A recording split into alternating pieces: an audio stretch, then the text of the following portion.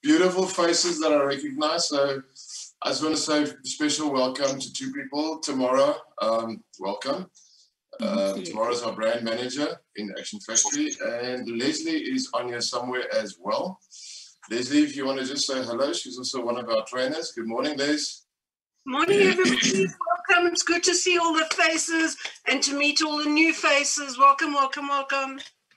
One of my absolutely dearest people that's crept in my heart over these years. I see Elsha is on here as well. Good morning. I call Elsha Queen because she makes Hello. Good morning, you beautiful soul. And Hello, I see Paul is on here. Good morning, Paul. I haven't seen you in a long time. Very nice having you here. Awesome. And to all the others, there's a lot of names I recognize. I'm just flipping through my screen here. Good morning to everybody. So there are some people here that's never met me, I think. I see some new names and new faces here. So let me just start off and introduce myself. As you heard, my name is Dion Groenewald. I own Action Factory. I started it, I don't know, 2008, 2009. I started training, and I've been doing it since. Every day. It's my heartbeat. It's my passion. It's what I love doing. So I'm going to share a couple of things with you guys this morning. So I really trust you're going to learn and you're going to enjoy and you're going to find a new passion in your life. So simply, my name, as I said, is Dion. On a personal level, I'm a young 58. I think age these days is just a number. They say you're as young as you feel. I feel young, I feel energized. So yeah, at 58, I think I'm a little bit wiser than what I was at 48. But there's still a lot of wisdom and knowledge to gain in this life. So I'm keen, I'm a student, I'm a learner as well. And I just love absorbing information. So I hope I'm going to share some of this information and you guys are going to absorb and learn from it and enjoy it as much as I enjoy it. So the session is going to be informal. We are going to record it. We'll make the recordings available to all the participants. We'll edit it a little bit and send it to you in a few days. So you will get it if you want to re-watch it, and if there are some nuggets that you want to just listen to again, you will be most welcome. So I want to start off very, right at the beginning and just tell you guys, what is it that we do? Now, in simple terms, we teach, train, certify life coaches and NLP practitioners. And we've merged these two disciplines into one discipline. The reason is quite simple.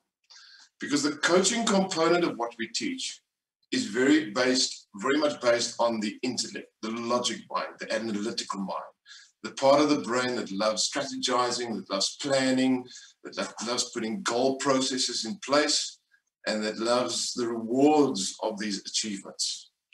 But there is a second component to our minds, and that's the subconscious mind. And very often we make logic decisions and we don't follow through on them.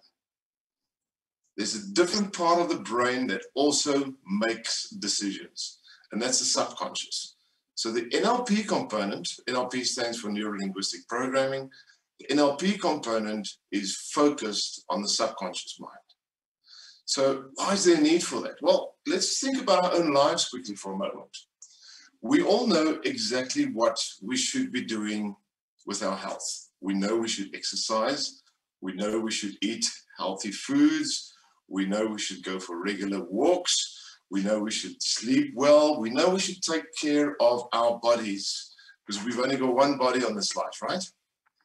But how many of us have eaten stuff, junk food maybe, that whilst you're putting it into your mouth, you just know this is not necessarily the best meal for me? Anybody? Has anybody ever been there? How many of you guys knew you had to go for a walk or do a bit of exercise and you just go, I'm just going to watch the TV a little bit longer. I'm going to sit on the couch. I'm going to stay in bed a little bit more. We're just going to chillax and just not do anything. Someone just put in their chocolates. I'm a big chocoholic myself. Come on, guys. Some of those sweet cakes, biscuits, all those things that we know we should not be putting into our body. So the reason we do it is very simplistic because logically we know one thing, but in reality we do something else. We do it in our careers. We know we should put in energy and effort. We should work hard. We should put in 110%. But there are days we play sick. and we don't go to work. Some of us own our own businesses, and I know some of you guys, you own your own business, you're entrepreneurs, and there are days you know you need to possibly finish a project, do something, see a client, and intellectually, we know what we should be doing. Subconscious says, I'll do it tomorrow, I'll do it later, and we start procrastinating. Most of us know exactly what we should do with our money. Oh, I just see someone that came in. Anil, can I just give you a wave and a hello, my friend? Awesome to see you, Anil. Guys, he's also an NLP trainer all the way from India. He's also been in this industry a long time. In fact, we trained together originally. We did our trainers training together. So it's such an honor having you on here, Anil. It's such a pleasure to see you. You're a blessed friend. You're an awesome person. So let's talk about just a little bit about, again, just let me come back. I just interrupted myself here, my own train of thought, but that's fine. So if we think about our own careers, we know we should do certain things. We don't. If we think about our own money, the management of our money, every human being knows we should be saving money. We should be investing money. But there are times we walk into shopping centers and some of the ladies are going to go, oh yeah. And you see a pair of shoes, maybe it's got red soles underneath, and you know this item is priced on the far end of the scale. But there's a different voice in you that says, I want this. The logic brain says, I've got 37 pairs at home. I don't need this. And there's another voice that says, oh yeah, I'm going to get that. Is there anybody here? Come on, guys. You know, they say the difference between men and boys is the price of their toys. Is there anybody here that's ever spent money on something that just wanted it? They didn't need it, and you just bought it because your emotion drove you to make that decision. Can I just see some hands if there's anybody else in that boat with me? All right. So the simple concept behind it is you've got a conscious brain, you've got a logic brain. So let's think about the logic brain quickly, because when we grow up, most of our parents taught us, think, Dion, think, use your brain, think. And we've put a huge amount of focus in our society, in our lives, in our teachings about the brain. You know, think, use your brain. But when we talk about the logic brain, the conscious brain, we need to realize really how powerful or how non-powerful it is. So if you take the average person and we look at the size of their brains, the size of our brains is roughly the size of 2 fists put together. That's a full size of the gray matter inside of your skull. If I look at the size of my conscious brain, the part that we believe makes us so smart and that, you know, that we really focus on and we try and develop and we try and gather information in it. If we look at the size of that part of the brain, it's roughly the size of the head of my pinky. In fact, I can fit my conscious brain on a teaspoon. That's the size of it. So I want everybody just to start realizing, just because we as a society has put such a huge amount of emphasis on the conscious brain, it does not necessarily serve us. Because if consciously we were that smart and that capable, the world would have been a different place. The world is a good place. We've developed great technology. We have sent people to the moon. We can now make trains that can move at the speed of sound. We can, you know, create magnificent technology. I'm talking to you guys into a camera. Wherever you're sitting from around the world, there's people from every country here. You know, if you guys type in the chat where you're from, it'll be quite interesting to see which countries you're from. But wherever you are sitting, you are hearing and listening to me at the moment, live. So the concept behind technology is really good. Our intellect has served us as a collective. But yet there's wars going on. There are still hunger. There are more empty homes around the world than what there are homeless people. There's still corruption going on. There's still people being killed. There's still people that are living in extreme poverty, that's dying of hunger and thirst, that has to drink dirty water, that doesn't have, you know, access to food.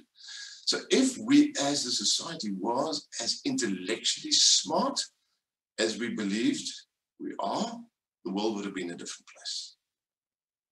Now, everyone that's here at the moment, everyone that's here, you are here for one of 2 reasons, or possibly both of these reasons. And the reasons are something in you knows there's something better. The world can be a better place. Something in you knows that you can bring change in this world. There's a void, there's a hollow, there's an unction, there's something in you that's saying, there's got to be more than this. There's got to be more than this. You wake up so often in the morning and you look around you and you need to go do your job, you need to go do whatever you need to do, and something in you is screaming, there has to be more. This world should be able to change. I want to serve humanity. I want to make the world a bigger place, a better place, a more acceptable place, a more beautiful place. So if there's anybody in this room that feels that, that's aware of that, that feels that unction, that void in you, maybe it's a fire that's burning to be something better, to do something better, to help other people become better. I want you just quickly, if you can, just put a hand up. Let's just see if we are all here for the right and the same reasons. Absolutely. We are empaths. We love people. And we want to make the world a better place. The simplistic reason we're here.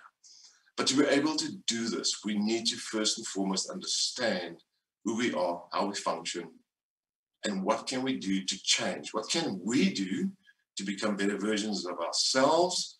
And what can we do with other people, to other people, for other people, to assist them to become better versions of themselves? So today I'm going to just take you through a little bit of a training session, a talk, and I want to teach you guys a couple of things about the brain, about who you are, how you function, and what you can do for others, and how you can do it. Is that okay? You guys ready for this? Let's rock. So the first thing we need to understand, as I said earlier, there is a difference between the conscious mind and the subconscious mind. They function and operate differently. The conscious mind loves information. As a society, we've become information gatherers. I sometimes say that, information has become our new God, because we've even give the types of information we collect names. We've given it titles. We call it degrees and diplomas and certificates. And we feel so extremely proud when we can add something behind our name and say, I have gathered this batch of information. The question is, does information truly serve us as a society? Today, information is in overload, in extreme supply. We can go and Google. You can go and Google and you can find out how to do a heart transplant. Step-by-step instructions. Now, guys, just because it's on Google, please don't go and attempt it at home, all right? There's a little bit of extra knowledge required, I do believe. So ladies, if you want to have a different heart, don't say, well, it's on Google, so therefore I can do it. I'm making a joke about it, but in reality, how many times have people Googled something, you get that information, and now you believe you're an expert? It is almost like a law student that goes and reads a law book in his first year of studies, and now he believes he knows the law, he is the law. It's not necessarily true. There's application and there's wisdom that needs to be brought into the picture. And therein lies one of the greatest secrets. As a society, we have lost the ability to manifest wisdom and application. You see, information serves us, but only to a certain point, only to a certain level of performance. At some stage, information is not the king anymore. What becomes the king in our lives is mainly two functions that lie very deep in our subconscious brains. And the first function that rules our lives to a large extent is our emotional state. Now, I know some people are going to say, no, Dion, I'm not emotional. I can control my emotions. Well, you see, through the years that I've been training this course, I've had, I think from every religion around the world, I've had religious, preachers, pastors, reverends, bishops, the head rabbi of Southern Africa. I've had Buddhist monks come on the course. I've had a variety of people come on this course. And a lot of people and intellectuals, I've had professors in psychology come and do the training. And a lot of people believe that we are not always emotional. So the first secret we need to understand about the brain and about who we are as humans, we are always experiencing an emotional state. In some cases, we even experience two extreme ones at the same time. Is there anybody here that's ever laughed and cried at the same time? Literally, you were laughing and you were crying both at the same. It's like sneezing and coughing and all. It's like a mix going on in the brain. It's really the most extreme experience. Our human bodies can experience extreme emotions at the same time, but the reality is we're always in an emotional state, and this emotional state is driven in the subconscious, and it's like a force that's pushing us in a direction.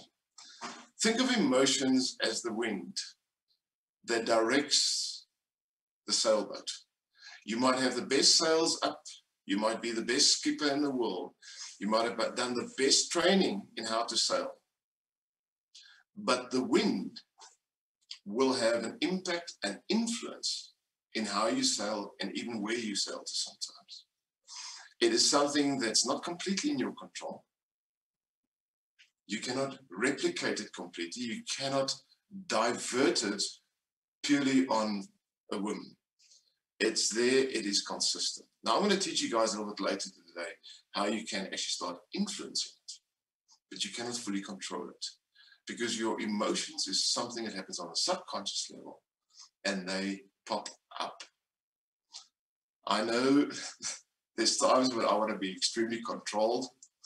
There are times that I want to be in a congruent state of magnificence, and then something happens and I cry, or something else happens and I start giggling and I start laughing and I just go, let's call it, I go silly. Has anybody ever been so extremely nervous and scared you start laughing and giggling at the same time, and yet you're petrified? There are some emotions that manifest in our bodies, in our lives, that we cannot submit, we cannot compress, we cannot ignore. Very often we try and go through life and we try and ignore these emotions. All we're doing is we're just creating a little storm. At some stage, they will pop up, they will open up, and those emotions will come to the surface. Who's ever tried to suppress emotions? And one day you will just wake up and that emotion is so strong you just cannot suppress it anymore. So that's the first concept we need to understand. We've got an intellect. We know we're smart. We know we can do the right things. But we've got a driver that's pushing. It's making decisions for us. It's assisting us to live differently to the way we think we're going to. And that's our emotion. The second thing that has a massive impact is a part in the neuron network. It's called the reticular activating system. It's a gland in the brain that influences the way our neurons function. It helps us sleep, but it also helps us focus, and it helps us really become extremely aware. The RAS, as we call it in short, is responsible for what we call arousal. Now, if you guys have bought a motor vehicle, and a week after you bought the motor vehicle, you started noticing how many of those cars are running around on the road. And all of a sudden, everybody's driving those vehicles. Some of the ladies, you've changed your hairstyle. You went to an extreme effort. You went to a fancy hairdresser, or maybe you went to a shop and you bought the coloring and a friend did it for you. It doesn't really matter. And you've come up with this new hairdo that you think is absolutely unique. And you walk down the road and you see, oh my goodness, there's someone else with the same hairstyle. What happened? And you start seeing more of the same. Have you guys ever noticed that? That's your RAS inside of your brain. Now, what the RAS does, the RAS listens to your internal dialogue, to the conversation you have inside of your brain. And what it does, it says, let me highlight this conversation. Let me go out there, find more proof of it. Let me even ignore things that does not match this internal dialogue, and let me put focus and attention on more of the same facts. It's like when couples become pregnant. I remember when my wife became pregnant with our first child. As a young man, I had no interest in prams. That was not something that I ever would sit down about and think about. I don't think I ever saw a pram, really. People might have passed pushing prams in front of me, but my brain just did not become aware of it. I didn't notice it. Suddenly my wife became pregnant. Now inside of me is a deep, new, strong, thriving, pulsating emotion. There's a new internal dialogue going on in my brain. I wake up in the mornings and the first thing that's going through my brain is, oh, baby coming, oh, baby coming. What happens to my brain? My reticular activating system, my RAS, listens to that internal dialogue. It listens carefully. And it says to me, let me show you more proof of what you're experiencing. And all of a sudden, not only do I see prams, I start noticing some really cool ones. Some of them have got 4 really great big wheels with really cool rims. Some of them have got 3 wheels, and you can push and run with them. You can go off-road, you can go into the bush with them, you can have a lot of fun. Some of them are electronic, and they've got beds and sit-ups and covers and all kinds of things. Now my brain is more aware of this. Are you guys still with me? So I've got the emotional driver on the one side, and I've got my RAS on the other side, and both of these concepts work together to make manifest in my life everything that I'm thinking about, especially the things that I think about a lot. Now, here's the kicker. You guys ready for this? If you constantly are thinking, I want to be loved more, I want to be loved more, I want to be loved more, people don't love me, people don't like me, I'm not good in my career, I'm not doing what I should be doing, I'm not saving enough money, I'm struggling financially, I'm missing so many opportunities in life, I should be doing this, I should be doing that. Your reticular activating system and your emotional state, here's your internal dialogue. And it goes hunting. It goes hunting for what? It goes hunting for more proof of. You see, the most beautiful person in the world, if the most beautiful person in the world has an internal dialogue of saying, I, hear my words very clearly, I want to be sexy. I want to be attractive. It's giving the brain an instruction. Now, the conscious brain talks in words. The subconscious brain, your emotional state and your RAS, talks in concept. If the concept of the internal dialogue is, I need to find more of something, what you are in essence saying to yourself is, I do not have it. The most beautiful person in the world that is looking to be more attractive will look in a mirror and find fault. The richest person in the world that is saying, I need more, will look at a huge bank balance and stress about it because something is lacking. The most successful person in their careers, if they look and they decide, I'm not happy yet, I need more,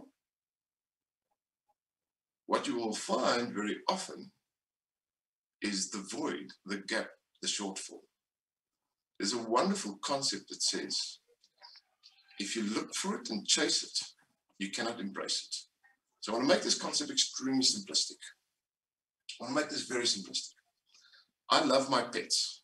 I'm a big dog lover. I've got two really strange Boston Terriers in my house. They're flat-nosed dogs. Sorry, they snore at night. They don't bark a lot, but they also have a gas problem. So they're quite interesting characters, dogs. I mean, they snore extremely loud and very often they wake me at night. And I love my dogs love me. If they can, they're in my presence, they're like shadows to me. But what if I approach my dog very quickly, very loudly, and I start chasing him? I say, come here, come here, come here, come here. What will happen? Anybody? What's going to happen? What's going to happen if my wife, to whom I've been married for over 36 years, is sitting in the lounge, comfortable on a couch, and I run into the room and I go, come here, I want to catch you. What's going to happen? Number one, they'll get a fright. Number two, it's going to run away. If we do that with wealth, with love, with success, with relationships, with money, whatever we chase runs away. The reason is, if I need to chase something in my brain is telling me, for me to be able to chase something means I don't have it. I want that penny to drop. For me to need to chase something means I don't have it. If I don't have it, I will experience lack. The reason I'll experience lack is because that emotion is going to come to the surface. The reticular activating system, my RAS, is going to say, you have lack. Let me find more proof of this lack in your life. Let me find more proof of why you don't have it. Let me prove to you what's wrong with you, why you don't have it. That's one of the reasons why I get a lot of people come to me and say, I don't know what's wrong with me. I just cannot get into a relationship. You know, I've tried so many times, but I always make the wrong choices. I always choose the wrong person, and I always have my heart broken. What are you doing? You are telling your deep subconscious mind to prove to you that you cannot make the right choice, and prove to you what's wrong with you.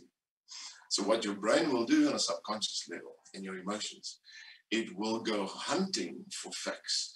Every single person that gives you a strange look, your brain is going to go, see, that person doesn't like me. It's because you're not likable. When someone even smiles at a joke you made, or they might even smile because you're a likable person. Now you see, they're laughing at me. They don't like me. Have you ever seen people that are extremely successful in life, entrepreneurs, just see opportunities and they grab opportunities? And we sometimes look at them and we say, stuff is happening to this person. I don't know what is happening. This is really amazing. How does this person do it? Maybe they were born with a golden spoon in their mouth. You see, I just don't get those opportunities. I want you to hear the internal data. You see, if that's your words you're using, and you're using them out loud, I can promise you, you are using them internally 3 to 4 times as much. And as soon as you have those internal conversations, often enough, your RAS is like a satellite dish. It's scanning for more proof and confirmation. The greatest opportunity will be right in front of you, knocking on your door. If your internal dialogue says, I don't see opportunity, your RAS will prove it to you. It will make you blind to the fact, to the information. You see, we somehow believe because we live in this world, we experience everything as truth, and everything we experience is truth. Not really. Whatever we experience is merely a perception of how the brain absorbs information. It's merely a perception that is formed by our emotional state and by our RAS. Our emotional state and our RAS are massive influences. There are days when you're in a really strong emotional state and someone could say something negative to you.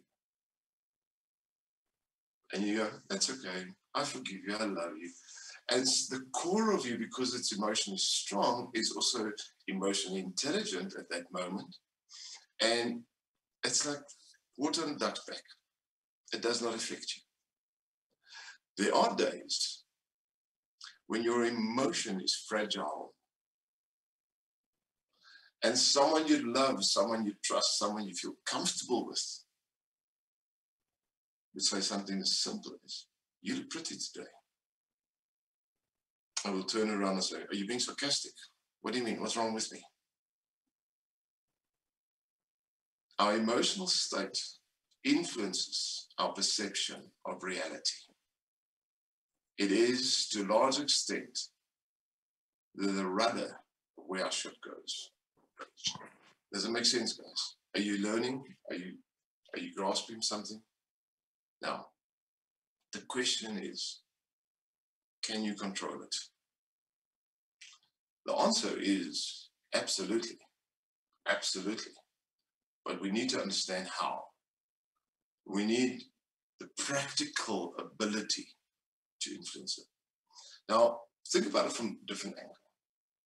What if 10 years ago, someone sat you down and taught you how to take control, how to reprogram your subconscious mind, your emotional reactions, and how you response? What if someone took you through a process where you could actually learn how to take control of how you respond, how you react, how you perceive, how you filter information, and you could deliberately, consciously start shaping you into the person you want to be? What would have happened if you did this 10 years ago? Would your life today be different? Would your life today be better? Would you be more successful in different areas of your life? Would you have better personal relationships? Would you have better business opportunities? Would you have a better financial situation? Would you have been better off? So I see a lot of the guys in the text coming through, oh yeah, yes, absolutely. So the answer is simple. You've got two choices in this life.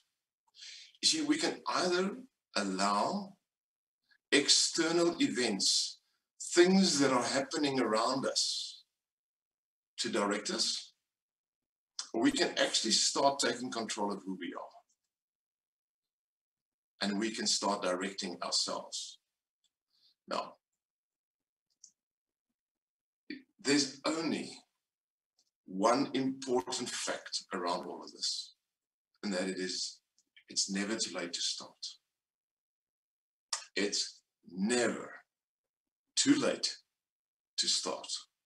We know the stories about successful people. We know stories about the guy that started, Colonel Sanders, that started KFC, how old he was. We know the stories about, a huge amount of extremely successful people that started very late in life. Some people started very young, some people started late. I don't believe that makes any difference at all. I believe personally, we are always at the right age, at the right time, at the right stage of our lives to start making change. So when is the right time to take control? When is the right time to make a decision of change in your world, to make a decision that is going to alter your future, that's going to make your future better? When is the right time? That right time is always right now. Every morning when you wake up, that choice is placed before you again. So even if I make that decision today, tomorrow morning when I wake up, I make the same choice again. I make these choices every single day. Today, right now, is the perfect day to start living my dream. Today is the perfect day. It's a philosophy I absolutely live by. It's a concept that I've brought into my world. Whatever decisions I made yesterday, I learned from. But today gives me the opportunity to make new and fresh choices. The decisions of yesterday are not cast in stone. The decisions I made yesterday that influenced my life has not decided on the outcome of my life. Everything in my world and my life that I choose to can change. I can change relationships and the quality of them. I can change the levels of joy I experience. I can change the quality of health. I can change the level of wealth. I can change how much love I experience, how much love I give. I am the captain of my ship, so are you. And the best time to do it is now. So do you guys want to know how to do it? Would you like a few steps, steps to do it? Absolutely. I'm going to teach them after the break. The time is now after the break. So let's take a quick 10-minute break, and in 10 minutes we'll come back, and then I'll teach you the steps on how to bring change in your life and how to become the true captain of your destiny. See you guys in 10 minutes.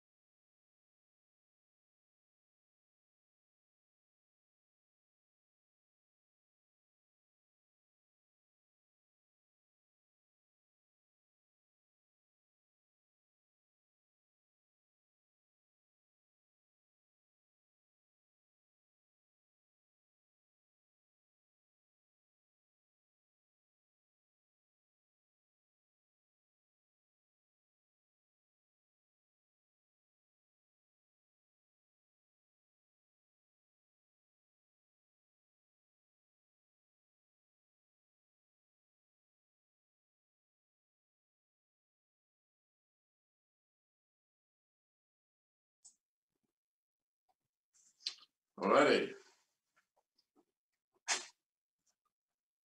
You guys ready for more? For those steps? Who's ready? Who's learning something already? Let's see in the chat. You guys are learning, if you are really enjoying. Oh, thanks for inviting people, Paul. It's appreciated. Anybody learning anything? Thanks, Sherry. She's loving it. Awesome. Awesome. I'm loving it. The stuff is so close to my heart. I absolutely love sharing this stuff. All right. Okay, a couple of people posting, you enjoying it. Awesome. Thanks, guys. All right, let's continue. Let's get to the steps. Let's get to the steps. Let's get to the steps. Let's get to the practical on how we do this. How we do this. Because the how is the true key, isn't it? Is it not so? Who wants to know the how? Nobody?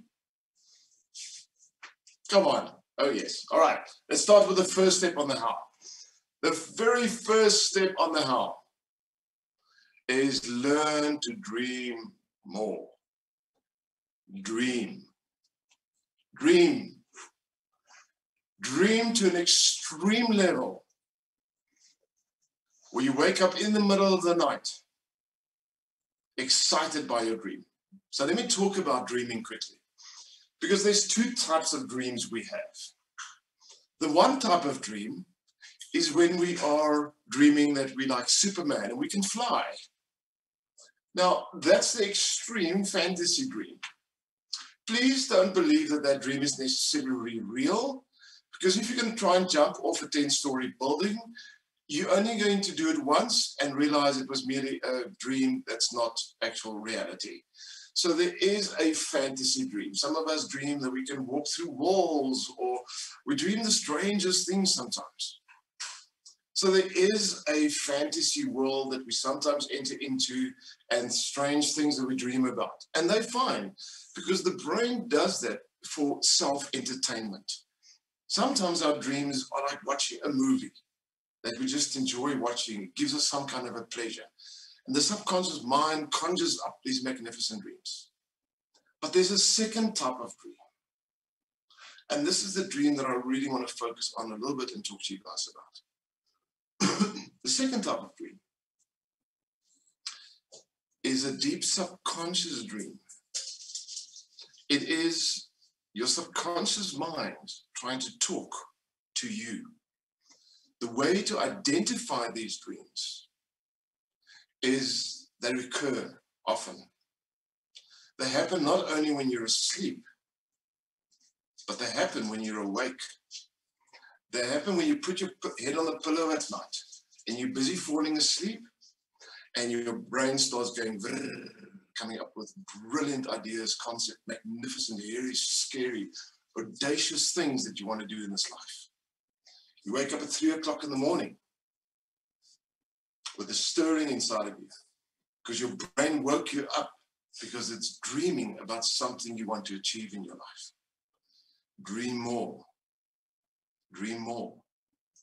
The problem with these dreams is we love sharing them with people we love. We want to share them with people that are like-minded. We want to tell people about these dreams. And the response we very often get is, "You're crazy." That's really just silly. That ain't gonna happen. I remember when I started in this industry, my friends, family members, people I love, people I trusted, when I told them I'm going to leave my previous career and I'm going to enter this as a career, as a trainer, they told me I'm crazy. Why? Because the market is saturated. It's impossible. There's so many other people who've been doing it longer, big names in the industry.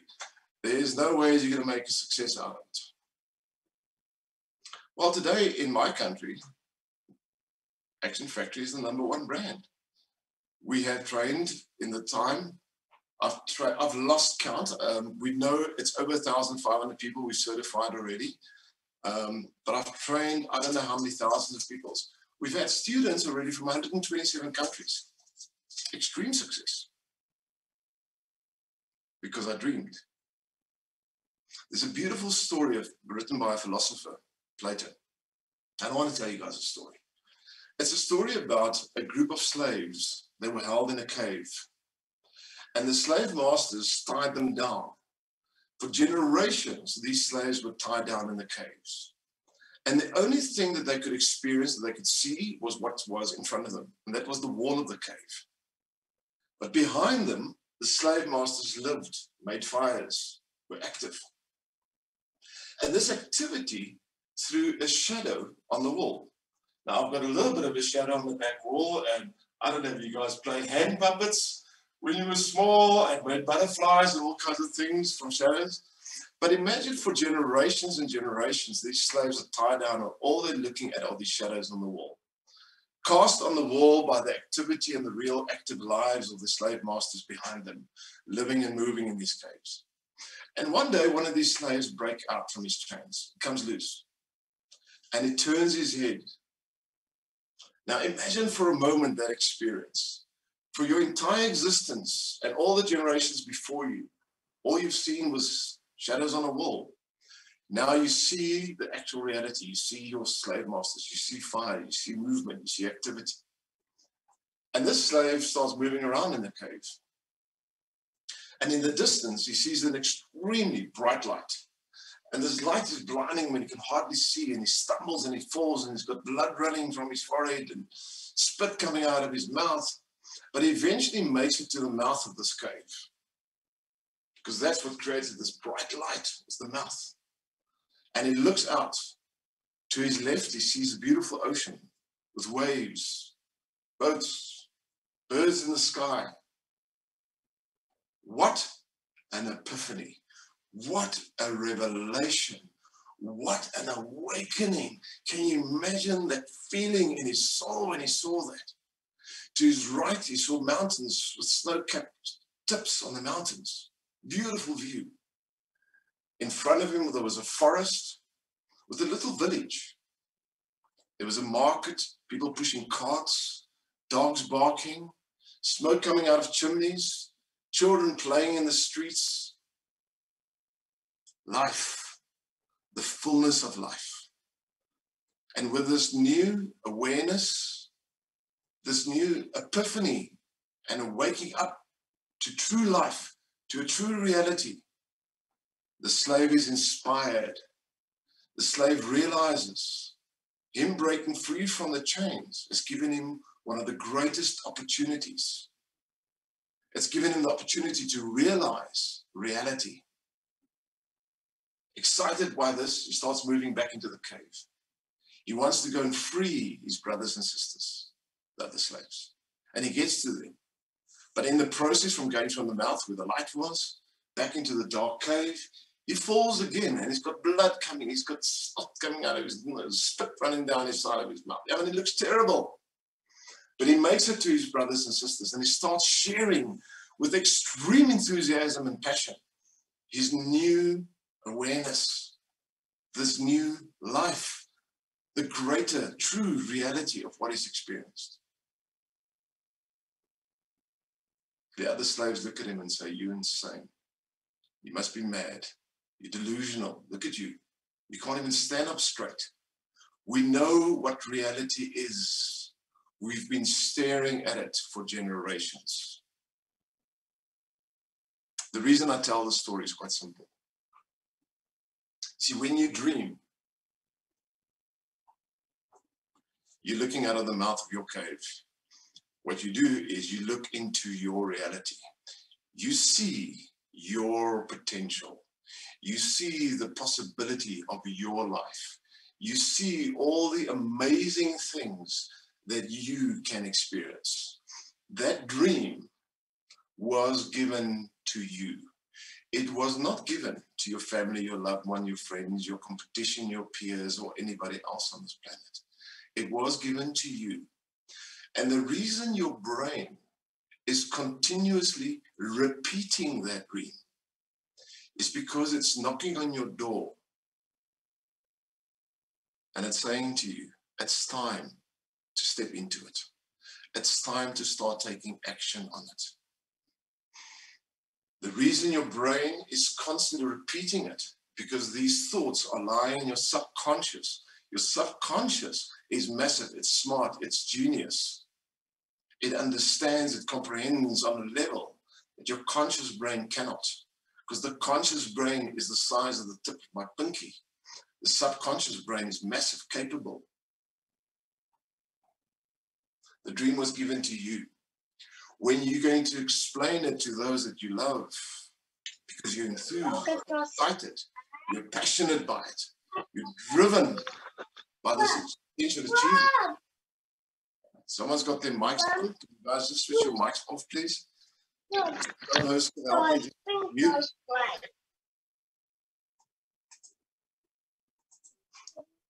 It's cute hearing a baby in the background, but it's really disturbing if you're recording it and you want to send it out. All right. Your brain knows that it's not a dream. Your deep subconscious knows this is your passion. This is your unction. This is your reality. This is your potential. This lies within your capability. When you share it to your loved ones, they're going to tell you, you're crazy. It's not possible. You can't do it.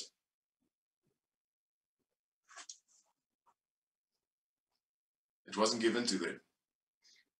It wasn't given to them to comprehend. It was given to you. It was given to you to comprehend. And the reason it was given to you is because you've got the capability.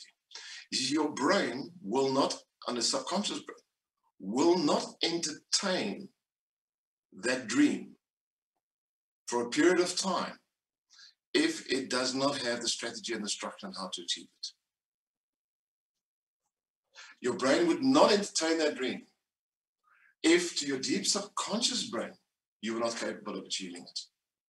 Then it would be like those fantasy dreams, playing Superman, jumping off buildings and flying. Those dreams will come, and a week later they will go. There will be no repetition of them. They won't wake you up at 3 o'clock in the morning. You won't wake up the next morning and go, oh, I wish I could remember everything I dreamed last night. You were not dreaming, in fact. Your subconscious mind was having a conversation with you.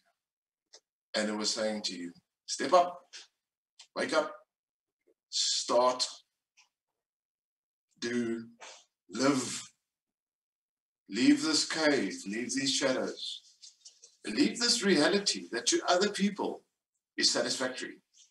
Leave the state of mediocrity, which to other people is fine.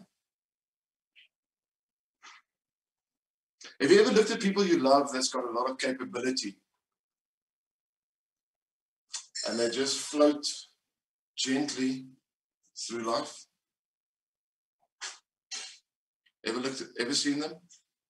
And what you really want to do is you just want to take them by the shoulders and you want to shake them and say, come on, you can do better. You are capable of so much more. Wake up to your potential. Ever had that? These dreams you're dreaming, that's your subconscious mind doing it to you. It's taking you and it's shaking you and it's saying, come on, come on, come on, come on. Wake up, step up, it's time. So the first step is dream. Don't suppress those dreams. Don't run around telling the world about these dreams because they're going to tell you you're crazy. That's fine.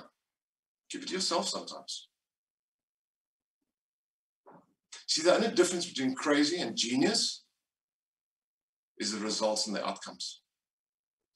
When I entered this industry originally, people I loved, that I worked with, that told me I'm crazy, the same people today, the same people tell me, Dion, brother, wow, genius, man.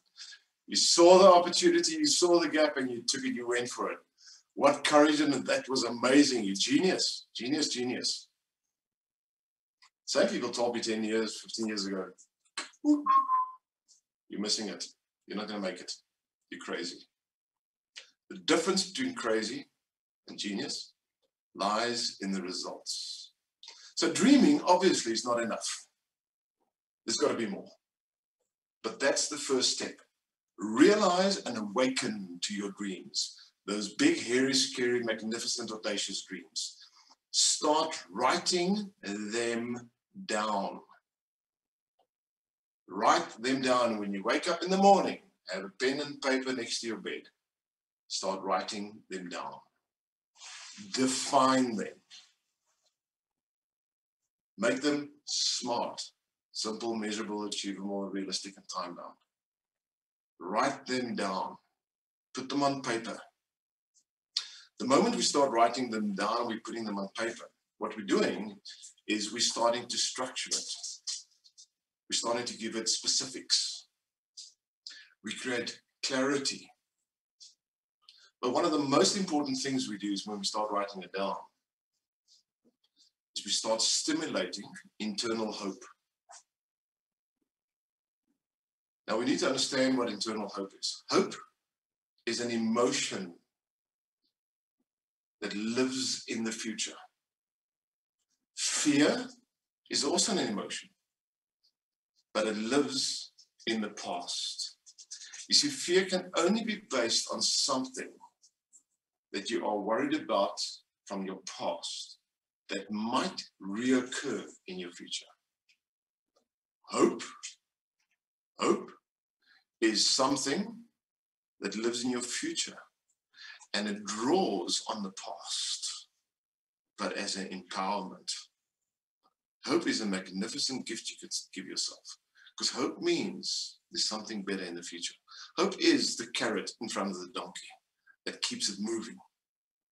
Write down your dream. It stirs hope in you. It wakes up your soul. It is a catalyst for the next step. So write it down. Step 2. Step 1, dream it. Dream it bigger. Dream it when you're awake. Step 2, write it down. Make it clear. Make it specific. Step 3. Step 3. Put it into a plan. Break it down. Now, there's a very important reason for this. A few reasons. Number 1, when you try and think about the goal, if the goal is hairy, scary, magnificent, audacious, that's a huge strategy. And when we try and think about it, we're trying to use the little small pinky part of the brain to comprehend what the bigger part of the brain has been thinking about. And it becomes an overload of information. And we start entering the sphere of unknown. Now, there's a basic instinctive principle we have as humans. We don't like the unknown. We tread carefully when we get to the unknown. We pull up a handbrake and we start looking for alternatives when we get to the unknown. It has saved Neanderthal man. If we had no fear of the unknown and we would just run into the unknown, Neanderthal man would have run into a cave and a big bear would have bitten his head off. And we would not be here today. The resistance to enter the unknown has kept us alive. It's an instinctive reaction we have. But when we take our goals, our dreams, and we break them down into small, comprehensible, well-structured steps, we remove the unknown. We remove the unknown. Because now if I look at each step, it becomes achievable, it becomes real, it becomes possible. It's the one reason I want to break it down and put it into a goal plan. But the second reason is probably more important. If the goal is huge, if the steps we need to achieve is huge, and it lies far in our future, the brain struggles to actually experience it as real and as possible. See, the human brain lives in 3 time frames. It lives in the past, it lives in the present, and it lives in the future. But something that's too far in my future becomes surreal. And what we very often do is we start procrastinating. We know it's hovering there somewhere in my future, but there's no requirement or reality or truth about it in the present. So each step we need to pull into the present. Now, the fascinating thing about the brain is when we talk about the present, it is not only this instant. The human brain experiences the present into a 2-week window frame. 2 weeks into my past feels like now. 2 weeks into my future feels like now. Think about this quickly. Today is Saturday, and you've got a kind of a constructive idea of what is going to happen today. If I ask you what's going to happen, you can verbalize your plan for today and the potential things that's going to happen. You can do the same thing for tomorrow. You can probably do the same thing for the next week. You can probably do the same thing for the next 2 weeks. Because up until the next 2 weeks, it resides in the brain as if it's part in the now. But the moment I go over that 2-week window frame and I start going to 3 weeks and a month, then it starts becoming a bit surreal. It's almost as if it's not here yet. It's not real yet. So when I take a goal plan and I break it down in a time frame, each step of no longer than 2 weeks. Now, this is a critical key. If you look at successful people around the world, they live by this rule. They absolutely live by that rule. Every step needs to be within the time frame of the now. Because if it's my time frame of the now, it's real. If it's small enough and achievable, the brain knows I can make it happen. Therefore, it will take action. If it's too far into my future, if the step is too big, it becomes an unknown. The brain pulls up a handbrake and looks for an alternative. Does that make sense, guys? These are critical steps. So step 1, dream it. Dream big. Dream out loud. Dream in the day. Step 2, write it down. Make it real.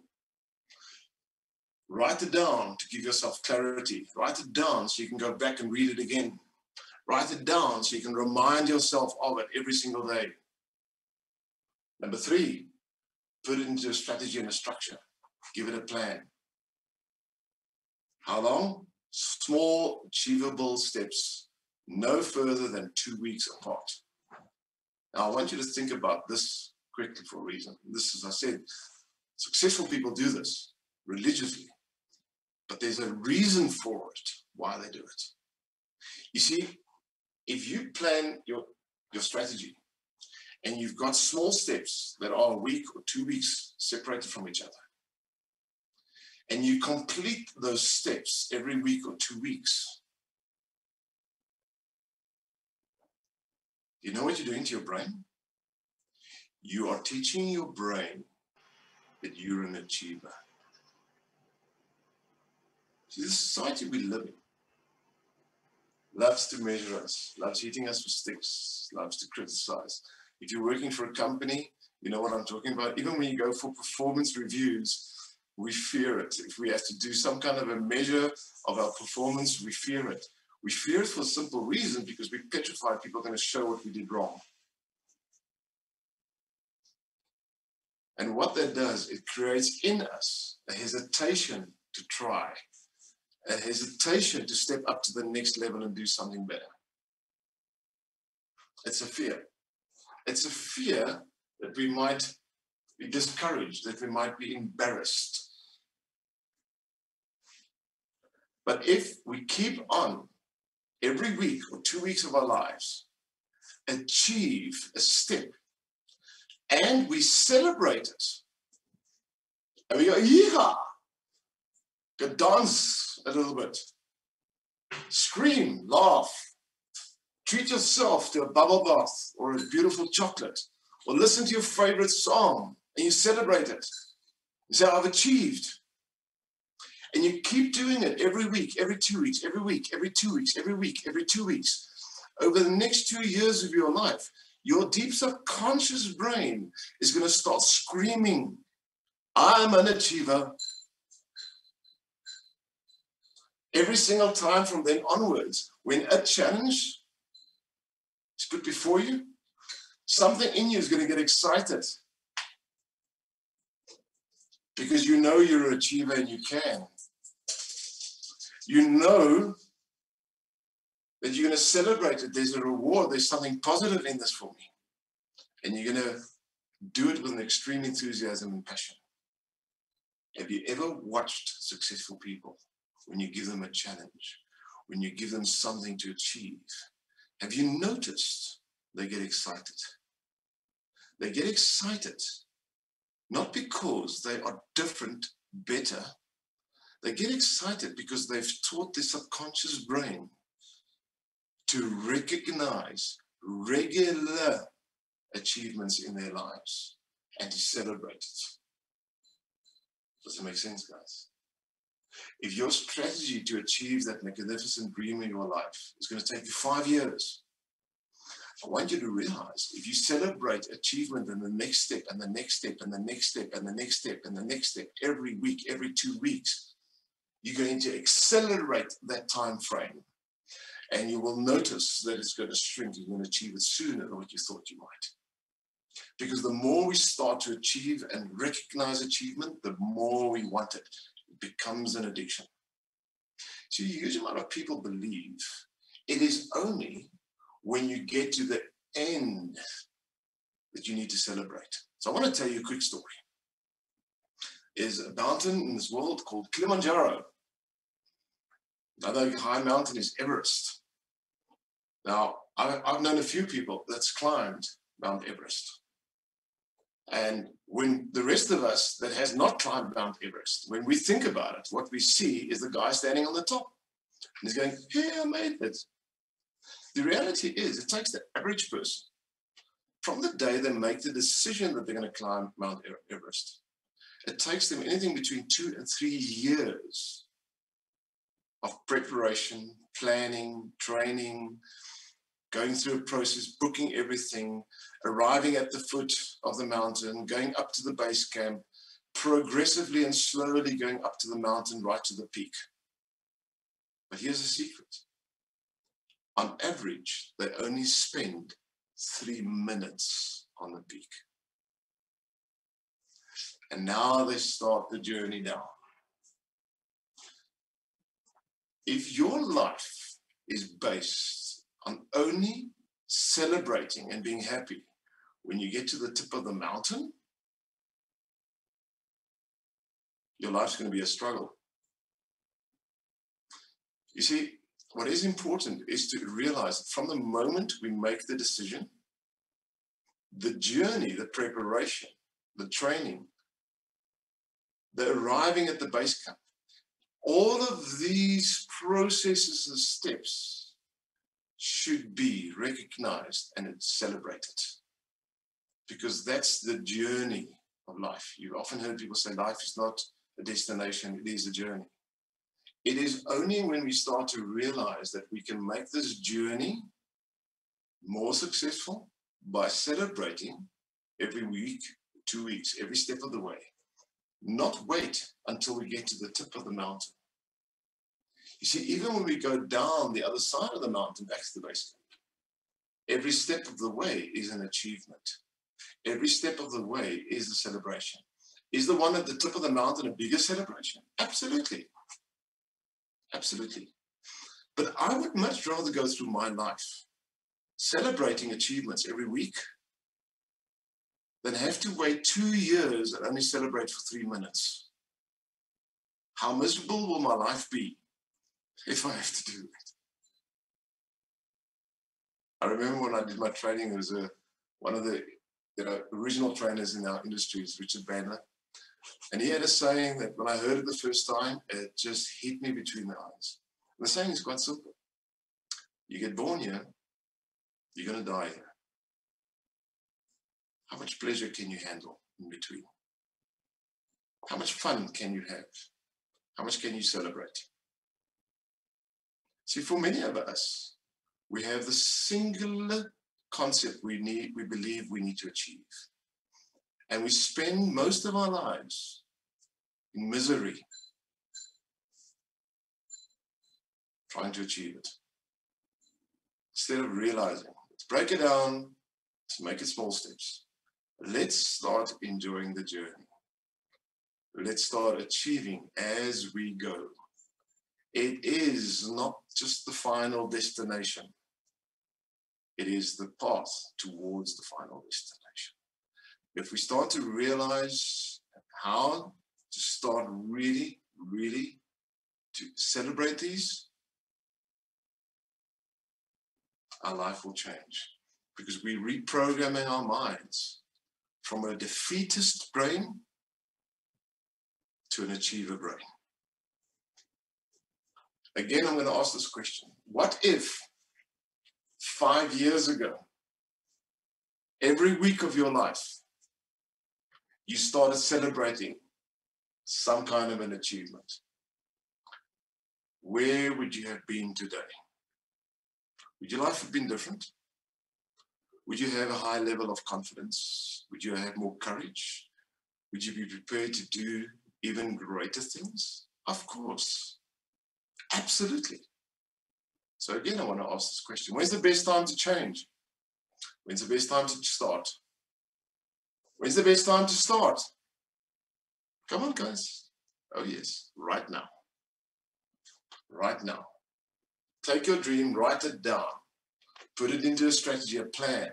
Break that plan down so that within every week or 2 weeks, maximum 2 weeks, there's a measurable point of achievement. Add in there a way to celebrate it, to recognize yourself. Tangibly celebrate it. Do something for yourself. Reward yourself. Because what you're going to do is you're going to start reprogramming your brain. And your brain will realize, I'm an achiever. Now, right in the beginning of my talk this morning, remember I spoke about two things that influence you. I said emotion and your reticular activating system. Remember that, right?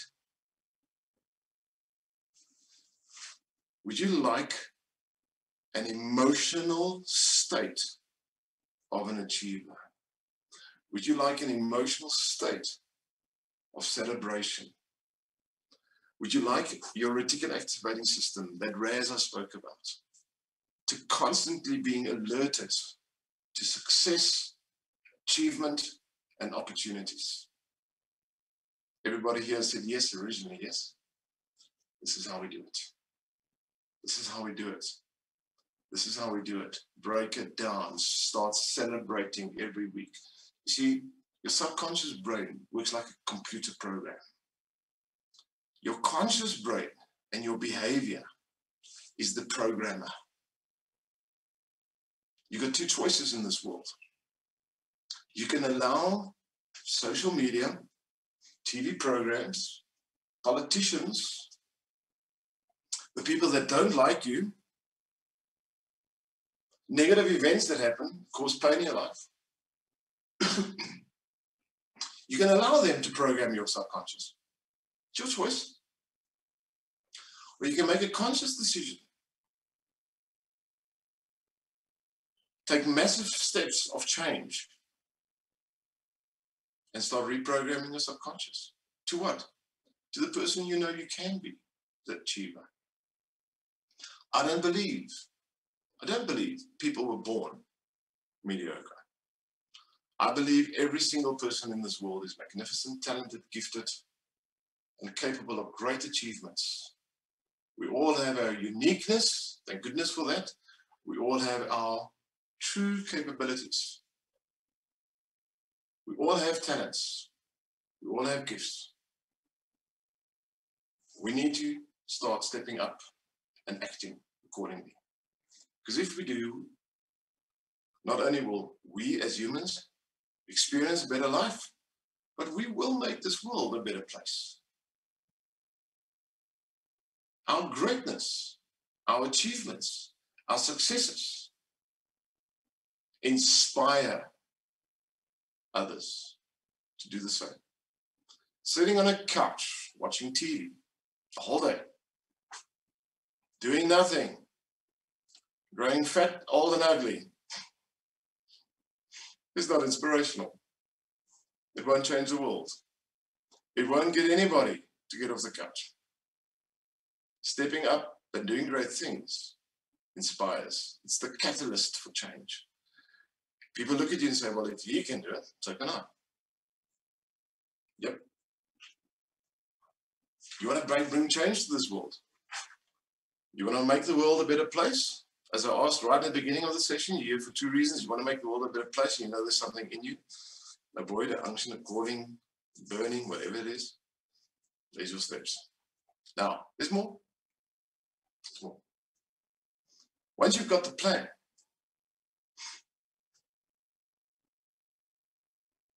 you need to apply persistence, tenacity. Now, there's a little bit of a lie in this world. A huge amount of people believe the only real way to achieve something is you have to be motivated to do it. Got to be motivated. You know, and if I had more motivation, I would achieve more. I am waiting for the scup of motivation to come down from the heavens, fall on my head, so I can start doing things. And what we tend to do is we listen to motivational speakers. Now, I don't have a problem with motivational speakers. I love motivational speakers. Like, please. I've been called a motivational speaker, although I don't like the title. But let's understand something about motivation. It's temporary. Ever been to a great motivational speaker? And you sit in that hall listening to this person, and you go, ooh, I'm so ready. Ooh, I'm so ready. Yeah, I'm going to make this happen. And you walk out and you go, yes, tomorrow I'm going to start. Tomorrow morning you wake up and you go, oh, that was good yesterday. No. The next day, you can't even remember what he said. And your cup's empty again. Motivation is short-lived. Motivation is short-lived. Motivation should never be a prerequisite for action. Motivation is a result of action. Motivation comes afterwards. Once you've done something and you've achieved something, then you are motivated to do it again.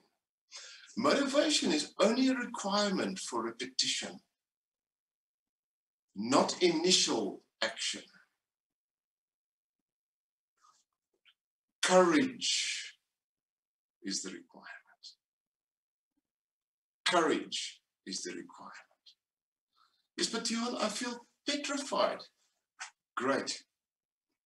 I'm nervous. Good. Nerves are healthy. I'll say this again. Nerves are healthy. What are nerves? Think about it quickly. When you feel nervous, why do you feel nervous? When you feel nervous, do you remember the person that you met, you fell in love with, and one day you wanted to tell that person, I love you? Do you remember how nervous you were? Why were you nervous? You were nervous because it was important to you. You were nervous because you wanted to do it right. You were nervous because you wanted a positive outcome. Nervousness is merely the sign that's telling you you're alive, you're authentic, you're real, you want to do it great. If you need to step up on a platform and talk to people, one of the greatest fears apparently in the world is the fear of public speaking. The reason you fear public speaking is not because you are concerned that the people are going to laugh at you. The reason you fear public speaking is because you care.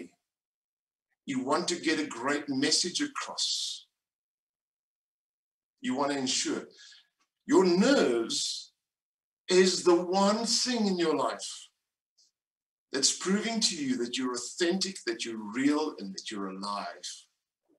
I made a promise to myself many years ago.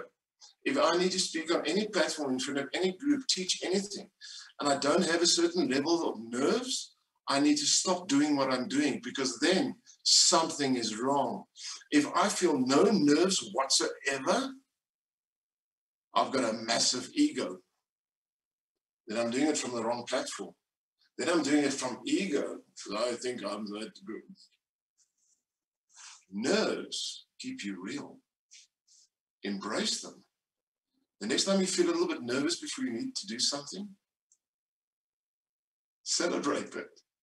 Go, yeah, I am alive. I am real. I am authentic. Thank you, nerves, for reminding me of that. Guys, people don't want fake anymore. We've had, over the last couple of years in this world, we've had how much fake plastic, pink and fluffy. I don't know if anybody else in this room, are you just tired of fakeness in people? You know, those faces and all this rubbish. What do we want? We want authenticity. We want truth. We want real. I want to be trained by a real person that understands pain, that sometimes makes mistakes, that understands reality, that does not judge, but that even can celebrate the little faux pas I make on my journey. Because we are going to make them. What's a faux pas? A mistake. Humanity has given it a word. It calls it failure. One of the greatest lies ever told. There's no failure. There's no failure. Failure doesn't exist. It's a man-made concept. It's a man-made concept merely to control. Guys, if a baby that gets born wants to learn to walk, if that baby understood the concept of failure, it will fall 3, 4, maybe 5 times. Look around and say, oh, these big things around me, they can walk. I can't clearly. I am a failure. And it will give up. If a baby believed in failure, it will never learn to walk. If a baby believed in failure, it will never learn to speak. You see, I often ask people, what's the first word your baby said? And most people respond and say, mommy or daddy or dog or give me, or whatever it is. That's the first word the baby said. The first word the baby said is good.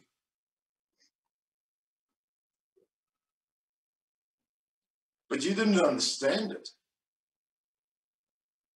Theoretically, the baby failed in speaking the word correctly.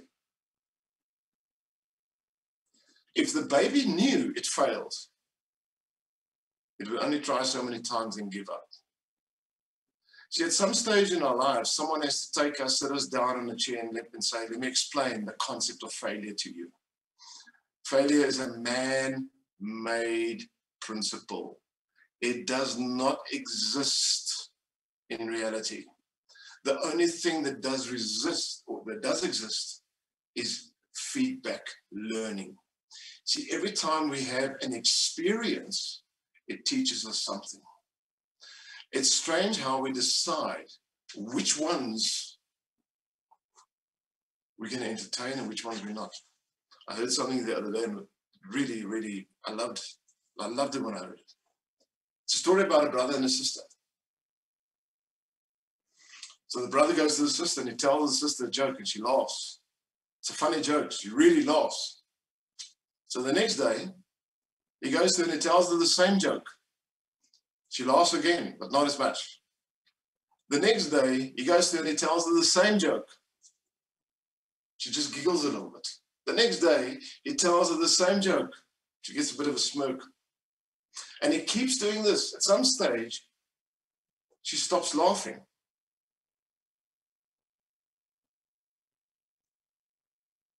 And he says, why are you not laughing anymore? She says, but the joke's not funny anymore. He says, but that's strange. You've been crying about the same things for the last 2 years. You see, what we do is we choose what we want to entertain in our brains. And sometimes we choose what someone else defined as failure in our lives, and we tend to choose to entertain this, and we repeat it. And it's like a record we keep playing over and over and over and over and over. And every time we hear it, we go, there must be something wrong with me. And in that process, this Raz of ours goes, oh yeah, let me go find more proof of this. Let me find more similar records for you. Because now that you are entertaining this so much, let me give you more. If I restructure the way I live, I start setting small goals, small achievements. I start celebrating them. Sometimes I get to the point where I need to achieve, and it didn't happen. I adjust, I tweak, I look at what I did, what the outcome was, and I go, what can I do differently? That's information, that's learning. That's not failure, that's feedback. That's empowering. That makes me better. Everything in life teaches me. Everything. The good, the bad, and the ugly. But it is my choice to decide, am I going to laugh at the joke for 2 years? Or am I going to cry about the pain for 2 years? Am I going to take something that happened in my life, learn from it, adjust, adapt, and do things differently? Or will I go sit on my little pile of ash and have a 4-year pity party? It's my choice. It's your choice. There's no failure. There's only feedback. Everything in life is information. Yes, dear, but you don't understand, eh? You don't understand how horrible he was. You see, the moment we start going through life and we say, yes, but it was him, it was her, it was them, it was that, we put on what I call the coat of arms. And we start blaming an external. We start blaming something or someone else. Instead of absolutely taking full control of who we are. Your future is not in the hands of an external. The future is in your hands. You control it. Can you change it drastically? A lot of people are waiting for this magnificent, bright light coming down from the sky, this epiphany, this magic wand that'll tap you on the forehead, that'll all of a sudden transform you from what you are to something else that can achieve. Hello? That happens in fairy tales. All you need to do to achieve, start today, do one thing, small steps, small steps, small steps, small tweaks to alter where you're going to end up. If I take a bow and arrow and over 100 meters, I aim perfectly. If I let go of the arrow, I will hit the bull perfectly. But if I move the tip of the arrow a fraction of a millimeter, where the arrow will end is a different destiny. If I do the same thing tomorrow and I move the tip again, another fraction of a millimeter, And I do the same thing the next day, and I do the same thing the next day, and I do the same thing the next day. Eventually, the arrow will fall in a completely different environment, situation, and place. As human beings, we function in the same way. We believe that change needs to be massive today for me to have an alteration in my future. No. Change needs to be consistent. Repeat it. Every day, a little bit closer, a little bit better, a little bit more. We learn through progression. When we learn to walk, we take one step originally. Eventually, we run. Think about an Olympic athlete, one of the greatest Olympic athletes. Usain Bolt is a name that pops into my mind. I read something he said once. He says, it took me 20 years to run 100 meters in less than 9 seconds. How did he do that? Well, you see, when he was born as a baby, I don't think he came out of his mother's womb running. Guys, come on. He didn't sprint out of there, out of the hospital, down the road. What did he do? When he was born, he couldn't walk. The first time he learned to walk, he took 1 step. Then he took 2, then 3. Eventually started running. The first time he ran, he did not know he's going to be an Olympic athlete. It was through consistent practice, taking his skills, his talents, his gifts, honing them every day, making them better, making them better, making them better, making them better. Some days he ran bad times. Some days he fell. Some days he forgot his running shoes at home when he arrived at the track, and he had run barefoot and there was pain.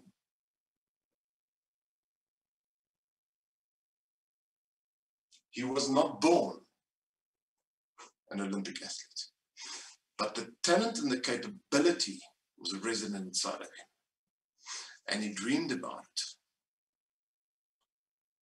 And he started verbalizing it, and he started planning, and he started applying the plan, disciplined, courageously, looking at others that's beating him. He said, I'm going to do better. I'm going to do better.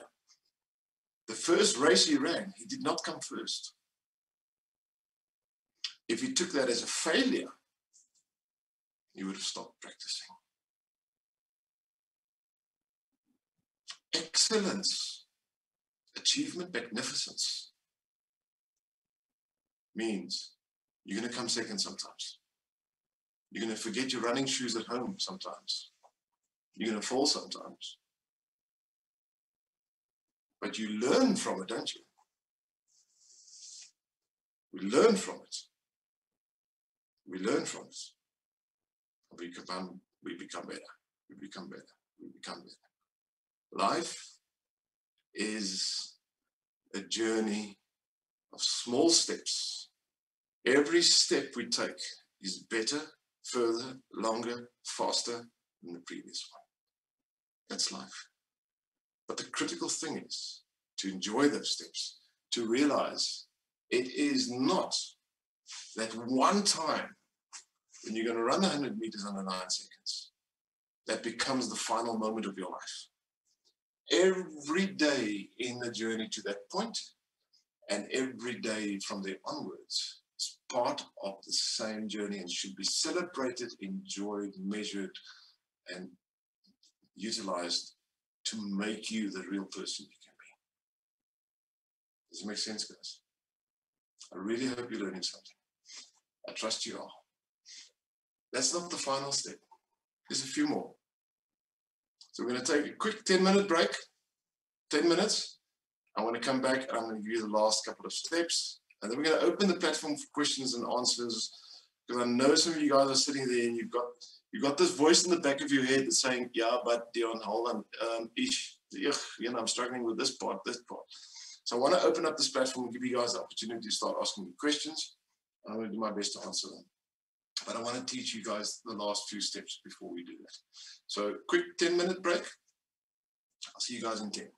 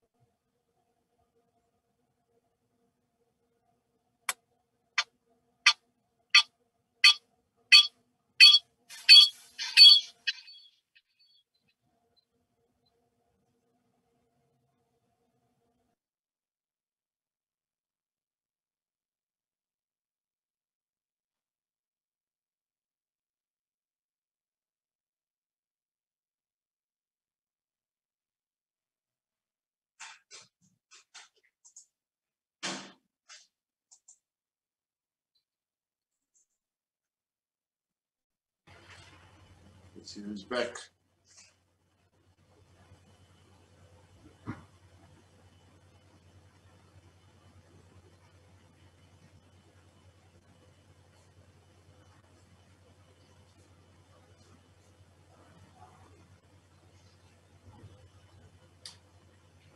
How's everybody's brains doing? Are you absorbing? Was it overload?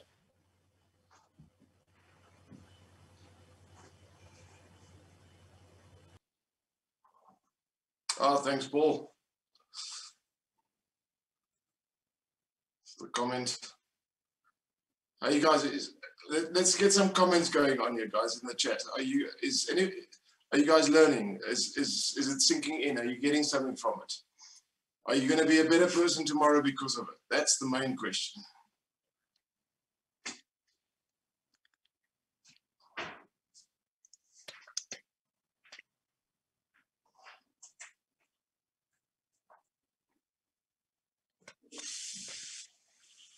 Awesome. Oh, some nice comments coming through here. Thanks, guys. It's becoming real, yeah? Guys, you know what? There's just so much in this world that we allow ourselves to be suckered in, pulled down. We need to really just step up and be a better version of self. Let me adjust this camera a little bit. All right. Everybody back from the break? If you're not back, put your hand up. Let's just see who's not back. Everybody back? All right, let's continue. I spoke about a couple of steps already. Step 1, dream. Dream big.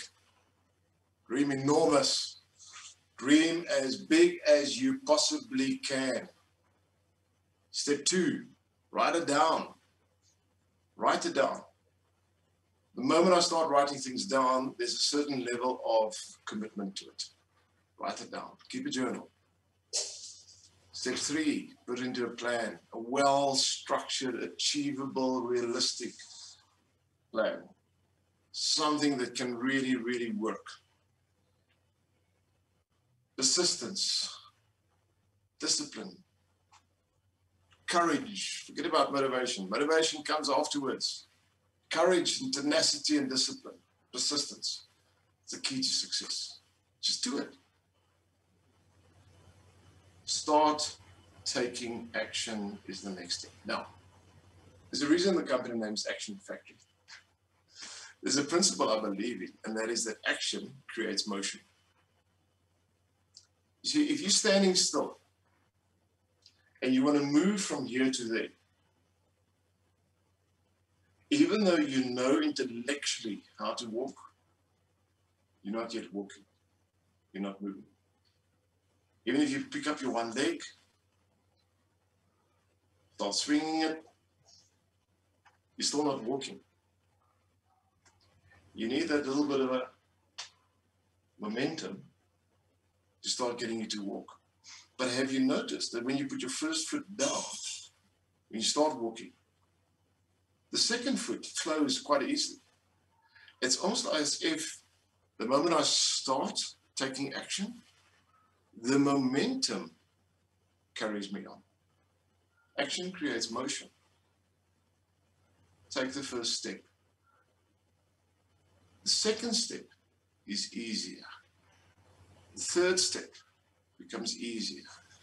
At some stage, we get to a point where we are carried forward with momentum and we are walking without even thinking about it. It just happens. Action creates motion.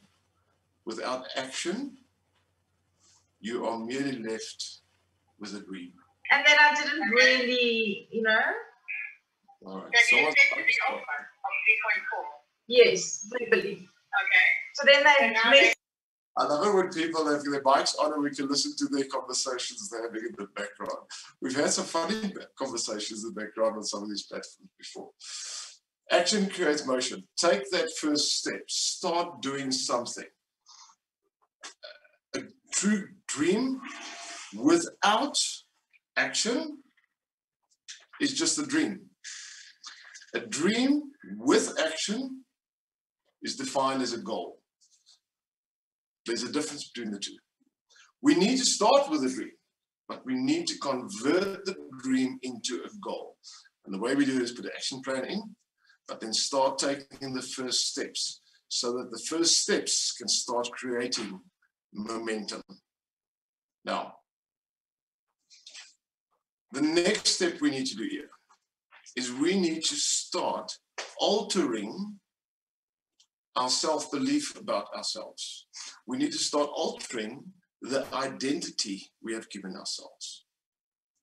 Now, when we talk about identity, there's a whole, I can talk 5 hours about it, but I'm just going to very briefly try and give you guys an explanation here. If you take someone that's a runner, now are there any runners here? Joggers, people that, I've got to go run today, I've got to go run today, I've got to go tomorrow. Now I know tomorrow that's part of Action Factory, she's a runner. She defines herself as a runner. Now, here's the key to a runner. A runner needs to run every day. A runner needs to run every day. When a runner goes on holiday, they pack their running shoes. They pack their running clothes. A runner is always prepared to go for a run. It's part of their identity.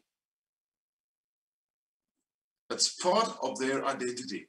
It's something they need to do consistently to be themselves. But if you talk to a runner and you say, are you a runner? They'll say yes, very quickly. If you talk to someone who's not a runner, they'll say no. Now here's the key. When a runner thinks about running, they think about the pleasure it gives them. A runner experiences pain. A runner's feet hurt, their legs pain, they get cramps, they get exhausted. But when they run, their bodies produce high levels of endorphins, and it gives them a kick and an extreme level of satisfaction, to which they get addicted to. So they need to do it again. But when they think about running, they are thinking about the beautiful component of the experience.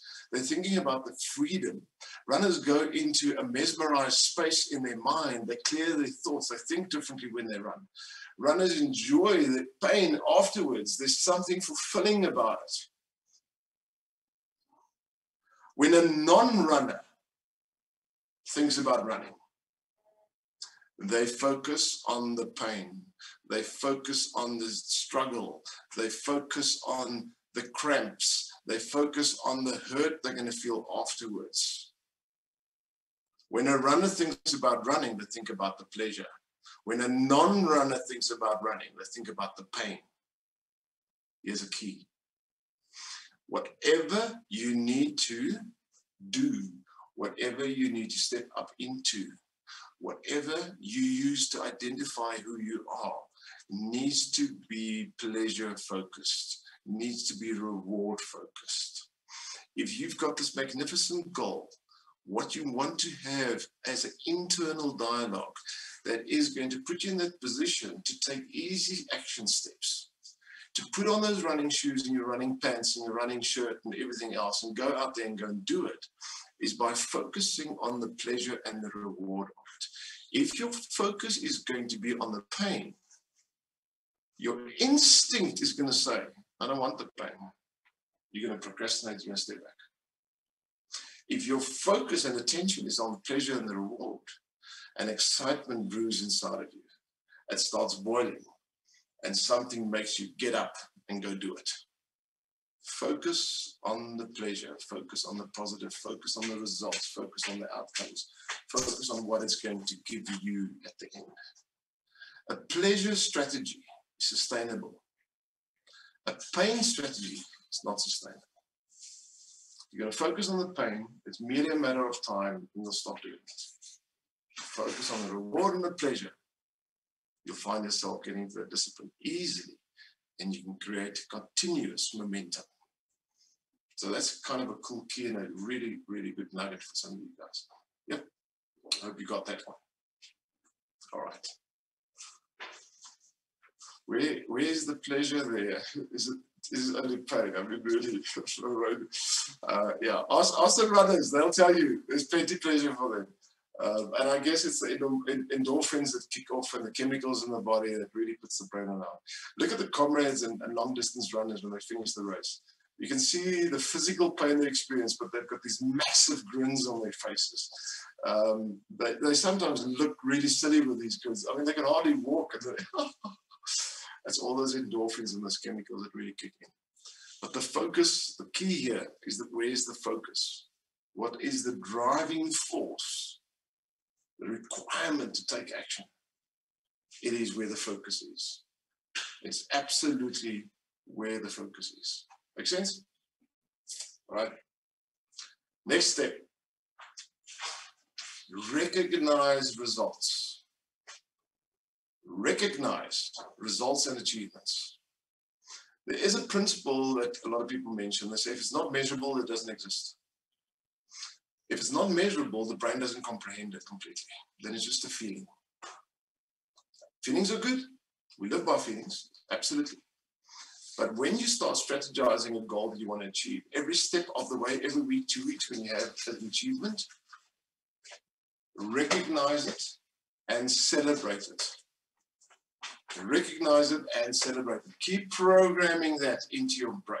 Now, as you go along, you're going to learn. Now, to give you guys an idea, in my business, we often launch new strategies, new marketing strategies, whatever the case may be. And when we launch these strategies, we believe in that moment in time, this is the best strategy. We have hope for great results, outcomes. We spend money. We do a lot of activities. We put in energy and effort, sacrifice. And then something doesn't work. And then you got two choices. You can take it as failure, cry, feel sorry for yourself and stop. Or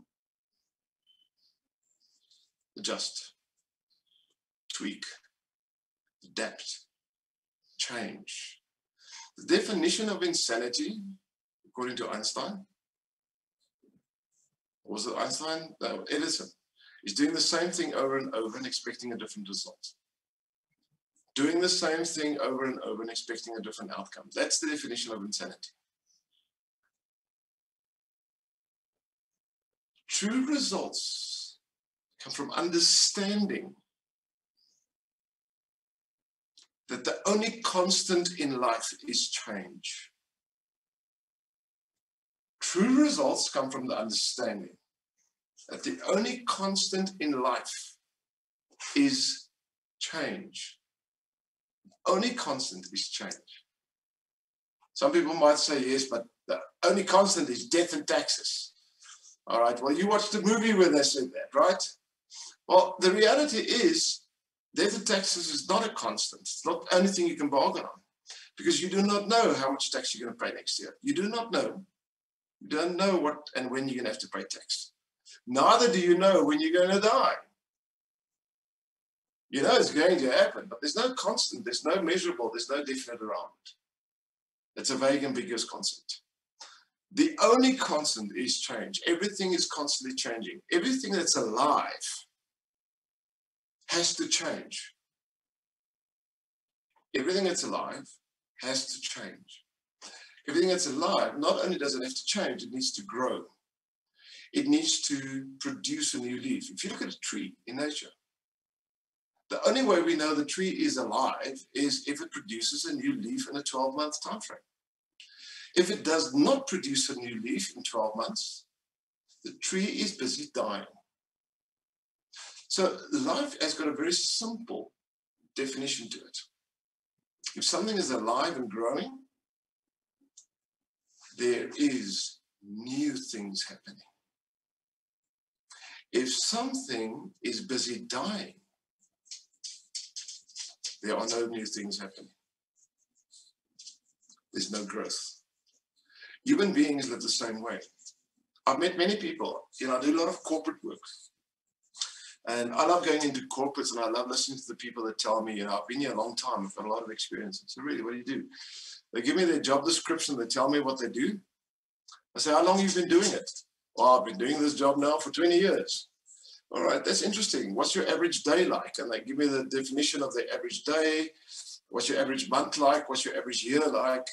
And they say, and the next year, well, it's the same as the previous year. It's sort of, we just do the same things. Listen, you haven't got 20 years experience, mister. You've got 1 year experience. You've repeated 20 times. That's not experience. That's not living. That's repetition and stagnation. Experiencing new things, taking on new challenges, doing things differently, applying courage, stepping up into greatness, learning new skills, trying something else, tweaking what you've done yesterday, improving what's even worked. That's growth. That's being alive. Accepting that whatever you try today might not give you the results you're looking for. Learning from that, altering it tomorrow, and doing it differently. I'm saying doing it differently. I didn't necessarily say doing it better. You see, you only know you've done it better once you can measure the results, right? But when you do it in that moment, when you make the decision, you're doing the best you can in that moment with the availability of resources and capabilities you've got. But you do the best you can in that moment. When you get to the results stage, you can look back. Hindsight's always 20/20. Well, I could have tried that. Now, you can go and say, well, I could have, I should have, I must have, I didn't, oh my goodness, I failed. Or, I could have, so let's do it. Let me try. apply courage. Nerves will kick in. Sometimes procrastination will kick in. Sometimes you might pull up a handbrake or look for alternatives. That's merely the result of fear. But it's not real. Step up, apply courage, discipline, and do. And notice what happens. But be flexible in your behavior. Be ready to adjust, to change. You see, none of you guys, or none of us on this world, none of us are the same we were 10 years ago. We've all gone through change. We've all gone through change. There are things that have worked for you 10 years ago, maybe 15 years ago, maybe 20 years ago. But the world we live in has changed as well. So many people try and repeat the processes, the strategies that used to work 20 years ago, and they try and repeat it in today's world. Well, think about it this way. A 5-year-old kid has a certain strategy and structure. Isn't it true that a 25-year-old should not apply the same strategies as a 5-year-old?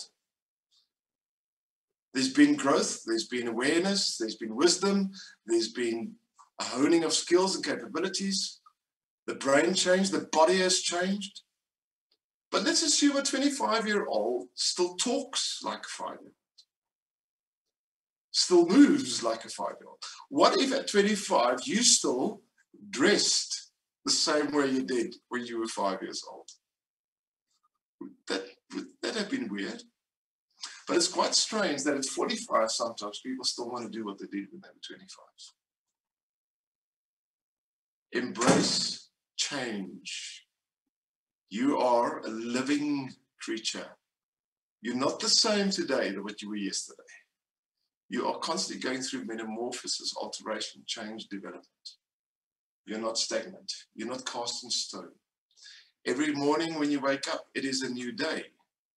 Every morning when you wake up, you are a new creation, and you've got a great opportunity again for improvement and change today. Every morning when you wake up, it is the greatest gift you've ever had. Every morning, every day, is the greatest gift you have. Is it possible that some of the pains from yesterday could influence the now? Yes. We all experience pain. We all have our thing, our baggage.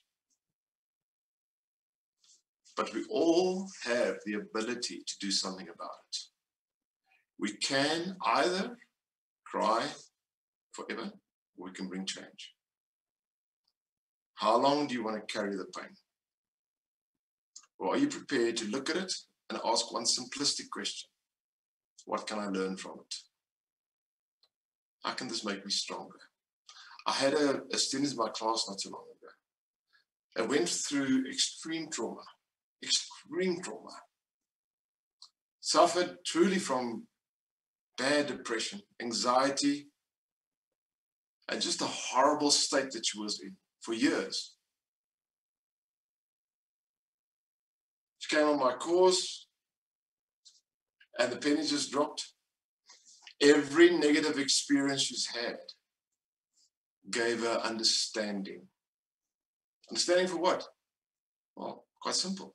Understanding to guide, help people going through it. Anything that happens in life, matters not how bad it is, you can learn from it. Somehow, somewhere, there's a lesson to be learned. The choice is merely if you choose to learn from it or not. Everything is beautiful, everything is learning, everything is a gift. And the greatest gift is now. So I hope you guys are ready. I hope you guys have learned something. And I really, really trust this is going to bring some level of change and improvement in your life. So I would firstly like to ask, is there anybody here that went, I needed this, I'm changing now? If you are, give us a show of hands, type in the chat, and just put there yes or me. If you're not, then put in there, waste of time, not going. All right, a couple of people, yes, needed this. All right, this is awesome. You see, the reason I ask, quite simply, is I need to know and measure results. Whatever I do, I'm a trainer, so I talk in front of people and I teach and I run down my little rabbit holes, but I also need to know, is it working? Is it serving? Is it positive? Is it real? Is it to the benefit of other people? That's feedback. And guess what I'm going to do after this webinar? I'm going to make me a brilliant omelette with all my favorite ingredients. Why am I going to make that? Well, quite simple. That's my way of celebrating and rewarding myself. Because that's how I live. All right. I'm going to open the platform. I think the training session for today is done. I left extra time because I do know some of you guys want to ask questions. And I'm going to open the platform for questions if you have any. Is there anybody here with a question, something about that we spoke of today, or something outside of it? You're most welcome. Please feel free and ask. Except you can't ask too personal questions. That's where we draw the line. So anybody, any questions? The other guys, the co-hosts can help see if people raise hands. I can't see all the cameras. Anybody here with a question?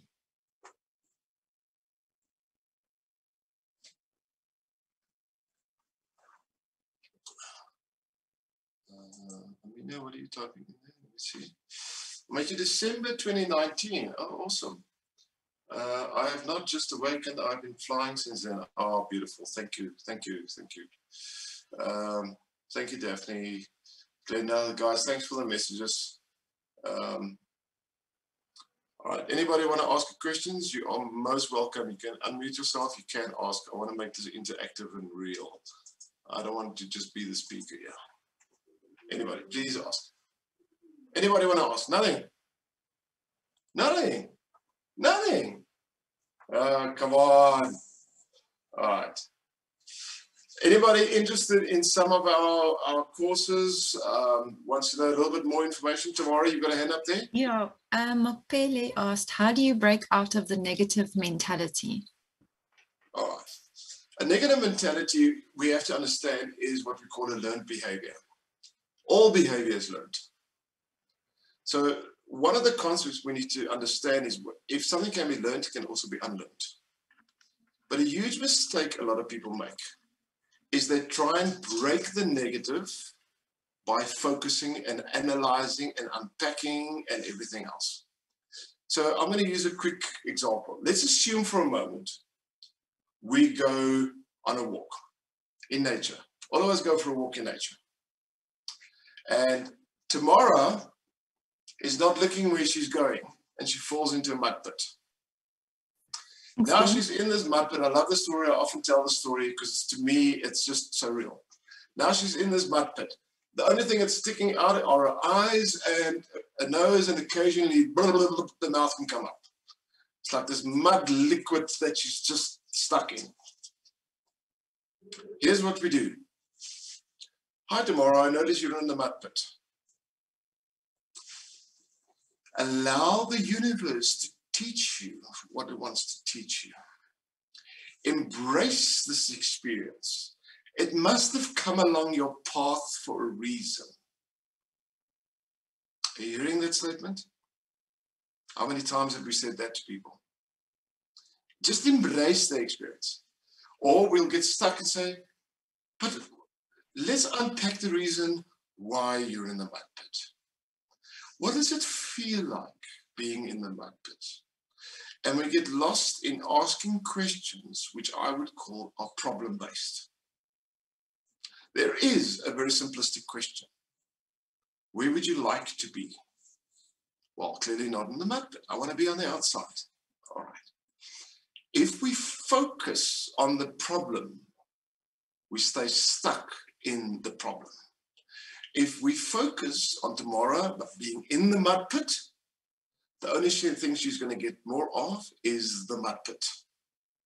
If we focus on where we want to be, in other words, if I am stuck in a depressed, negative state, and I focus on the depressed, negative state, and I try to comprehend, I try to understand, I try to reason why this has happened to me, what's happening whilst it is happening to me.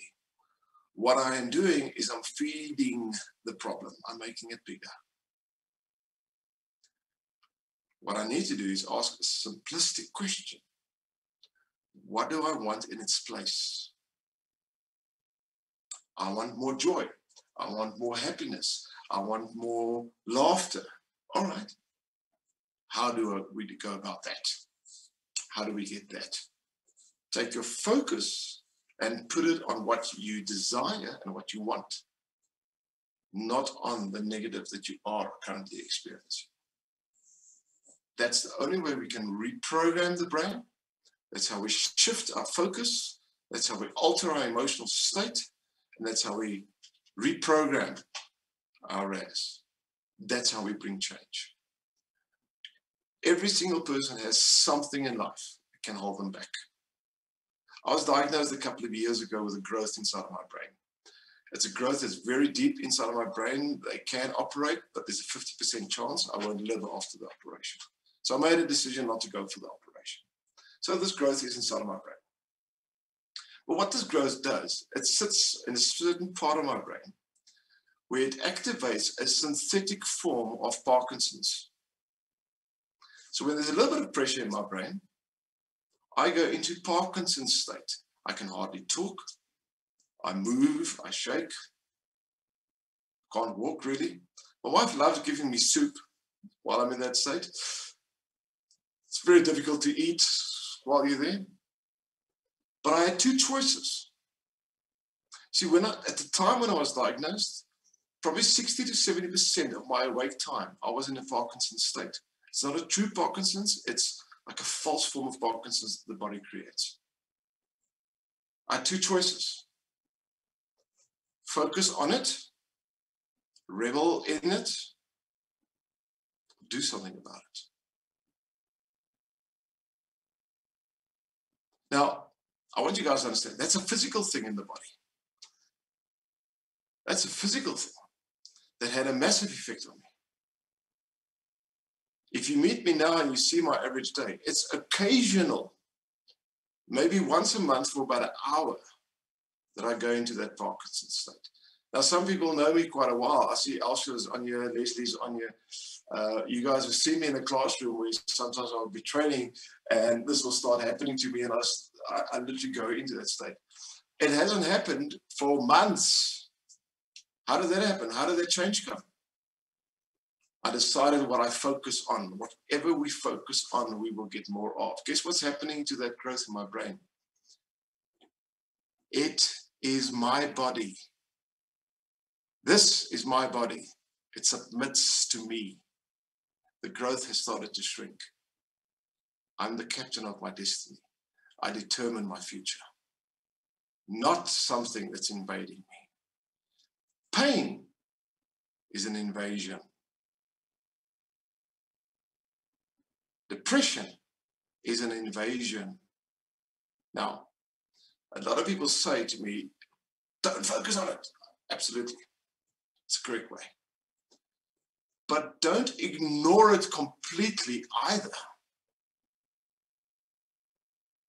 You see, negatives serve us to a certain extent. If you're hungry, who's ever here, who's ever been really, really hungry?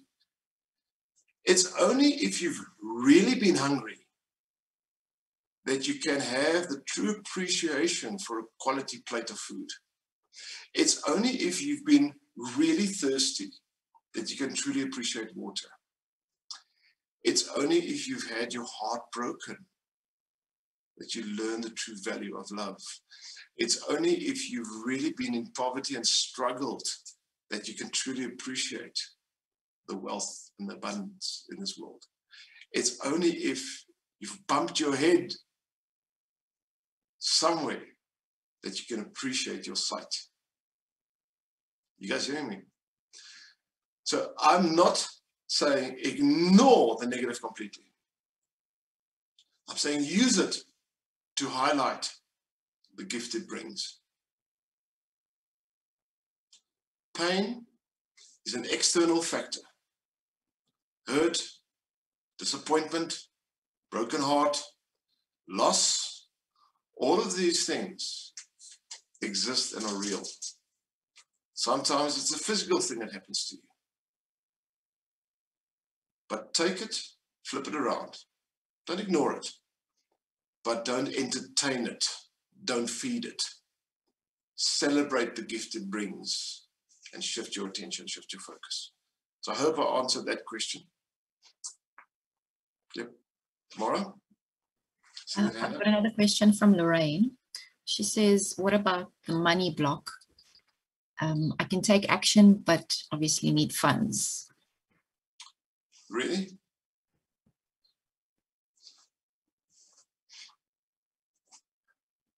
Really? Let me tell you a quick secret. I need the funds. What are you actually telling your subconscious brain? You're telling yourself, I don't have it. What are you going to get more proof of? The fact you don't have it. Now, the world we live in is a world filled with abundance. If you believe you need money to achieve something in this life, you're missing the point. For you to be able to achieve something, you need action. Whatever it is you want to do, start doing it. Life promotes you into abundance. Life promotes you into your passion. So let's assume for a moment you want to start. I'm going to take something very simplistic. Your dream is to start a coffee shop. But you need money to get a building, to furnish the building, to get everything else. Right. Can you make coffee now with what you have? Can you make special coffee? Can you make great coffee? Start doing what you can do with the resources you already have. And learn. There's a beautiful, years ago in South Africa, we had an ad. One of the banks ran the ad. And the ad was based on a true story. There was this young man, and he looked at restaurants, and something in him said, I want to have a restaurant one day. But he grew up in absolute poverty in South Africa. In fact, he grew up in a squatter camp. But what he did is he got a job at a restaurant, and his first job was to wash the dishes. But he realized that he had an opportunity to be placed in the environment in which he has a passion. In his mind at that stage, there was no opportunity for him to become a chef or own his own restaurant. But he stepped into a position in that environment, and he reveled in it. He started washing the dishes with extreme passion. He started communicating with the people around him with extreme passion. The staff started to like him because his attitude was inspiring. So they promoted him. They made him peel the vegetables. Great promotion. Yeehaw! Most of us will go, what an insult. He celebrated it. He started peeling the vegetables with the same passion and commitment. Enjoying the fact that he's not a chef, doesn't own his restaurant, but he's got the opportunity to be in a small part of this great, amazing world. They then promoted him, where he started dishing up. Today, he's a sous chef. He owns his own successful restaurant. How did that happen? What's at your fingertips that you can do now with the resources you have available? Start doing it passionately. Start doing it with everything in you. Start doing it and revel in it. I remember when I started in this industry, my first group of students were my family. I told my wife, come sweetie, sit down. Children, sit down. Daddy's going to teach you. I started inviting some of my friends. I said, listen guys, on a Wednesday night at my house, I'm going to start teaching some of this NLP stuff and coaching stuff that I've learned. My friends started coming. Guess what happened? My friends started inviting friends. The group grew. Guess what happened? One of the people that attended came to me one evening and said, Dion, this is fantastic stuff. If you can give me a certificate that I've attended this, I'll pay you. I said, how much? She gave me a number and I went, wow! I then went and got certified as a trainer so that I can issue a certificate.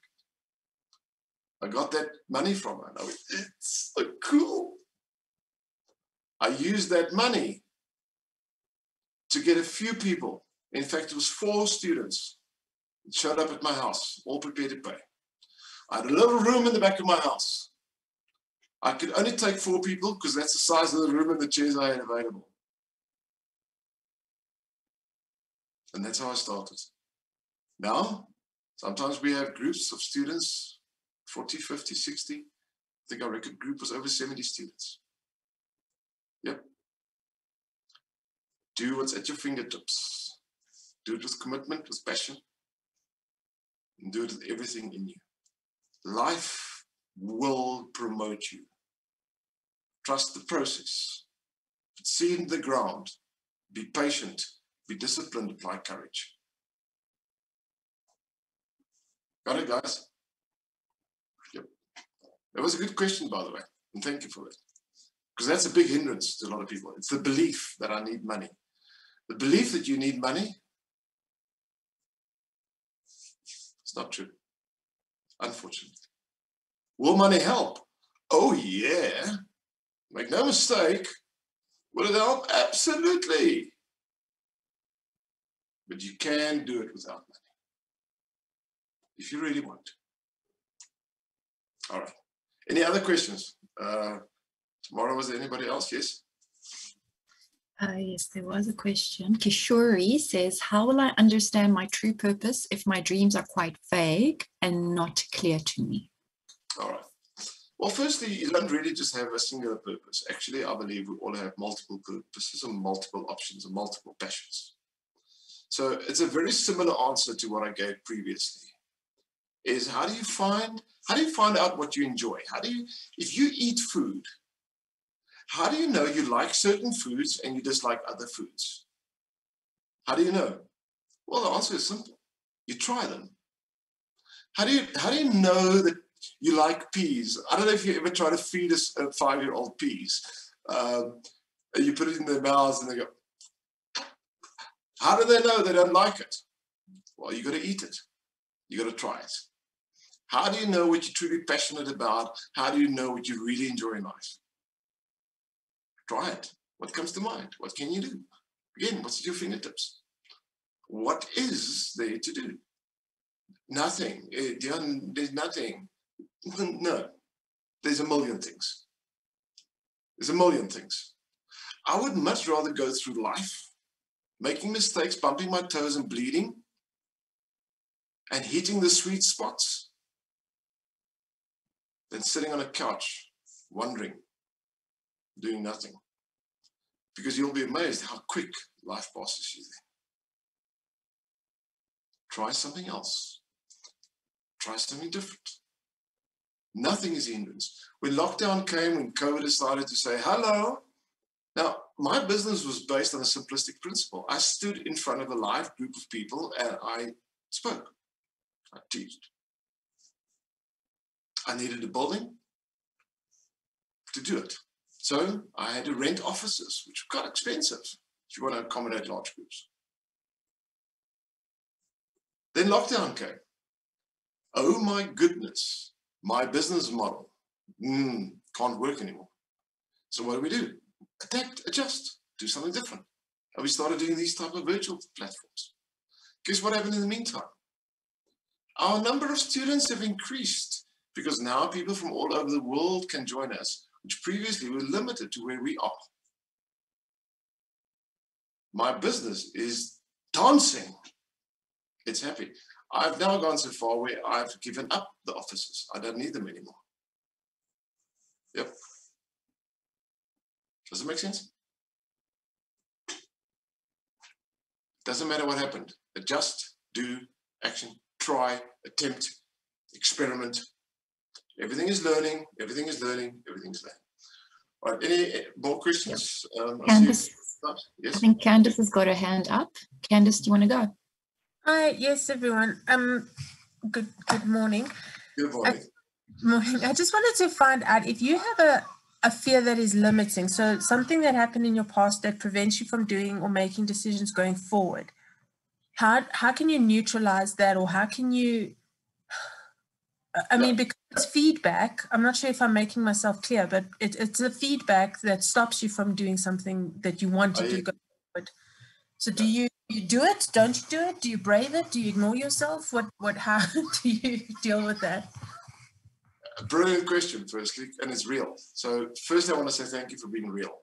You know, being a fluffy doesn't serve us any more real questions to do. So one of the concepts we have is anything that happened in your past that had a negative result on you creates a little bit of a fear, it creates pain, and we are resistant sometimes to try it again. So the principle is quite simple. If you put your hand on a hot plate, on a stove, you're going to burn.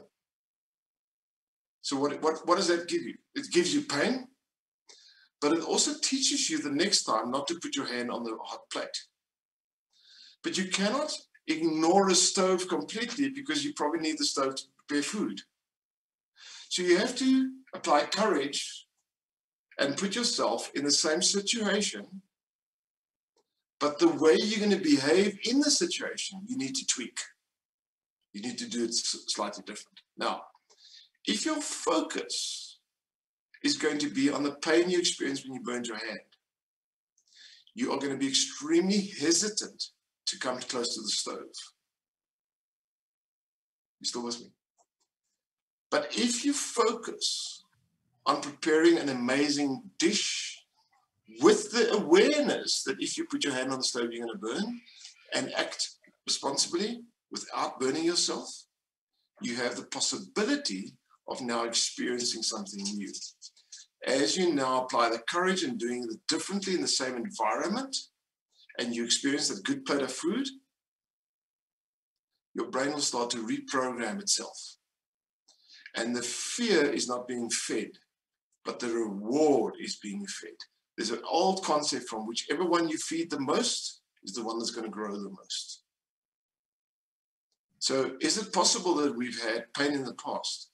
Yes, absolutely. I don't think there's any person on this platform that's not had pain, rejection. The question is really what do you do with it? How are you going to frame it? Are you going to allow it to control you, or are you going to take control? You see, anything you allow to control you becomes your master. If it controls you, you become its slave, you submit to it. It takes courage sometimes to go close to the stove if you just burned yourself 5 minutes ago. But the longer you're going to procrastinate by not going close to the stove because you burned, the tougher it gets. The tougher it gets. If you're going to focus on the pain of burning your hand on the stove plate for 5 years and not go close to the stove, it's going to be really difficult going close to the stove. The sooner you realize you can tweak your behavior, you can alter the outcomes, you can do it differently, you apply courage and you put yourself in that position, the sooner you can have a positive outcome. You can start feeding something else in your life. So I hope I answered you there, Candice. Thank you. I'm not sure what the situation was, but I'm trying to give an answer that serves a whole variety of different possibilities. Thank you, Dion. Hungry. All right. Any other questions here? Tomorrow, is there one more? Jonas? Yeah, Yunosh has got his hand up and asked a question. Young man. How's it, Dion? How are you doing, my brother? Good, man. All right, so you were talking about your brain tumor, and someone said that you should not think about it. So my question is that for you to not think about something, you have to think about that issue.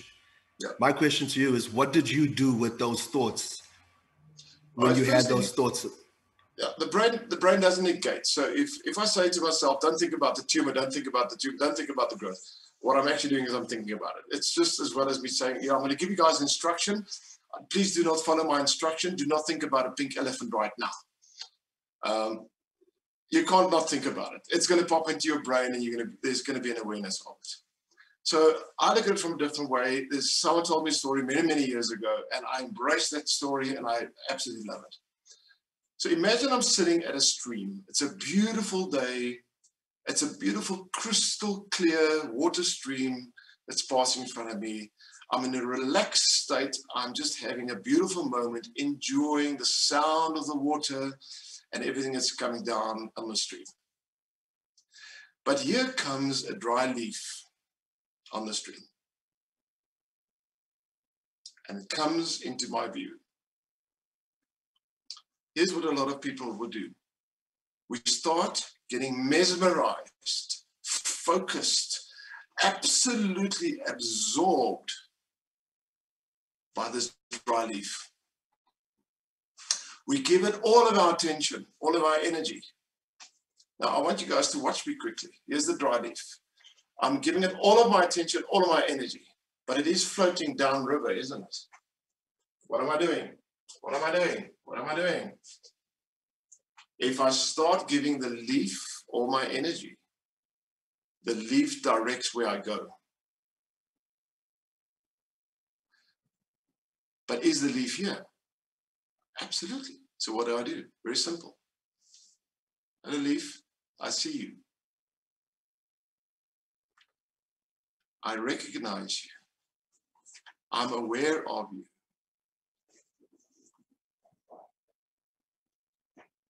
Goodbye. Where's the stream? Look at the beautiful water. Look at nature. Look at this magnificent world we have.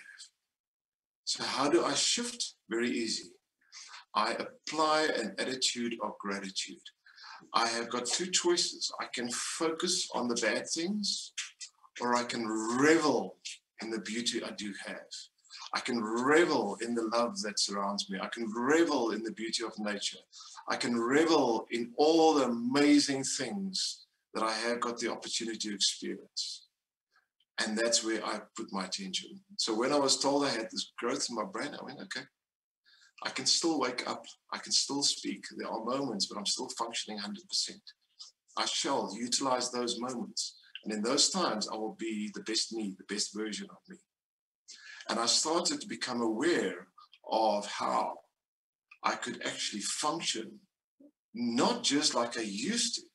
For some strange reason, because there was an awareness that some of the time I cannot function, but some of the time I can. Those moments that I could function normally, I started functioning with more enthusiasm, more passion. I started really embracing that gift. I started reveling in it. And more of them came. Yep. All right. Guys, you got that? That was absolutely fantastic. Thank you, dear. Okay, Yanis. Guys, I'm gonna land this plane. I think number one, this is a free platform, but I don't believe anybody gives anything for free. What you guys have done is you've given me your time. One of the most valuable things we have in this world is time.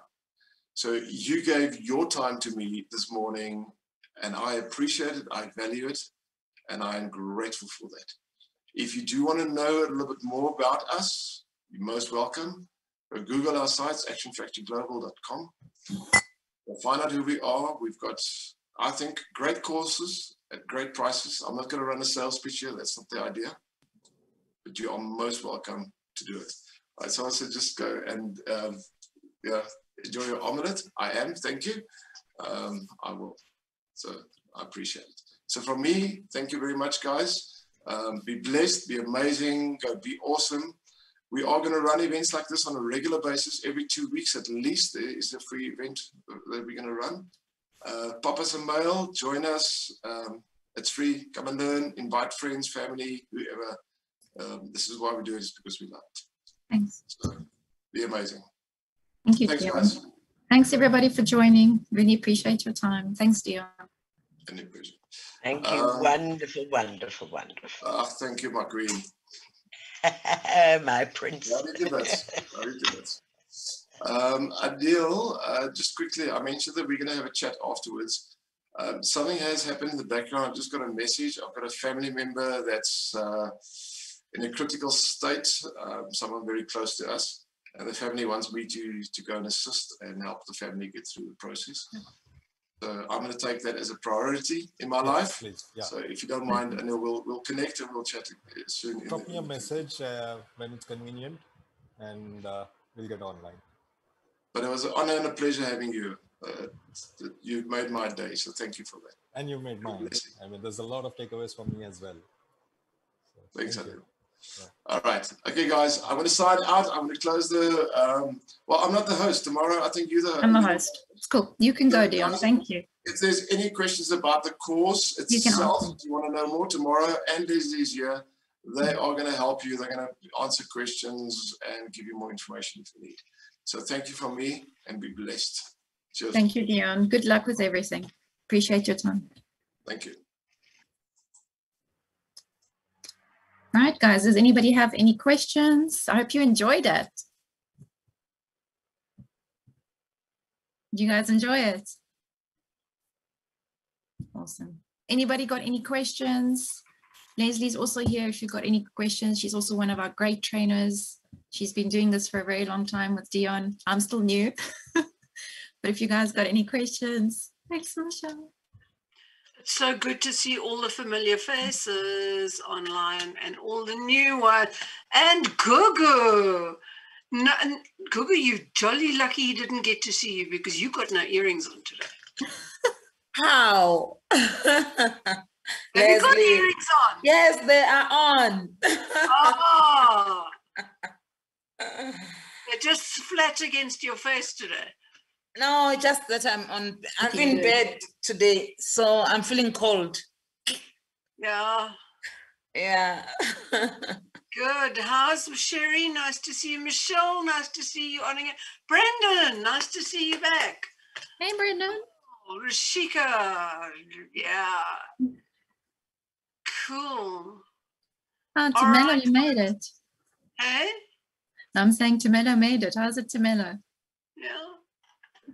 All right, guys, if there is nothing, do keep well. Please log off so we can see that the people who have questions. Yolandi, I'm so glad to see your camera's working. It got it right. Well done. All right. So please log off now if you are not wanting to ask questions so that we create space for those who might still have a question. Bye. Bye. Thanks.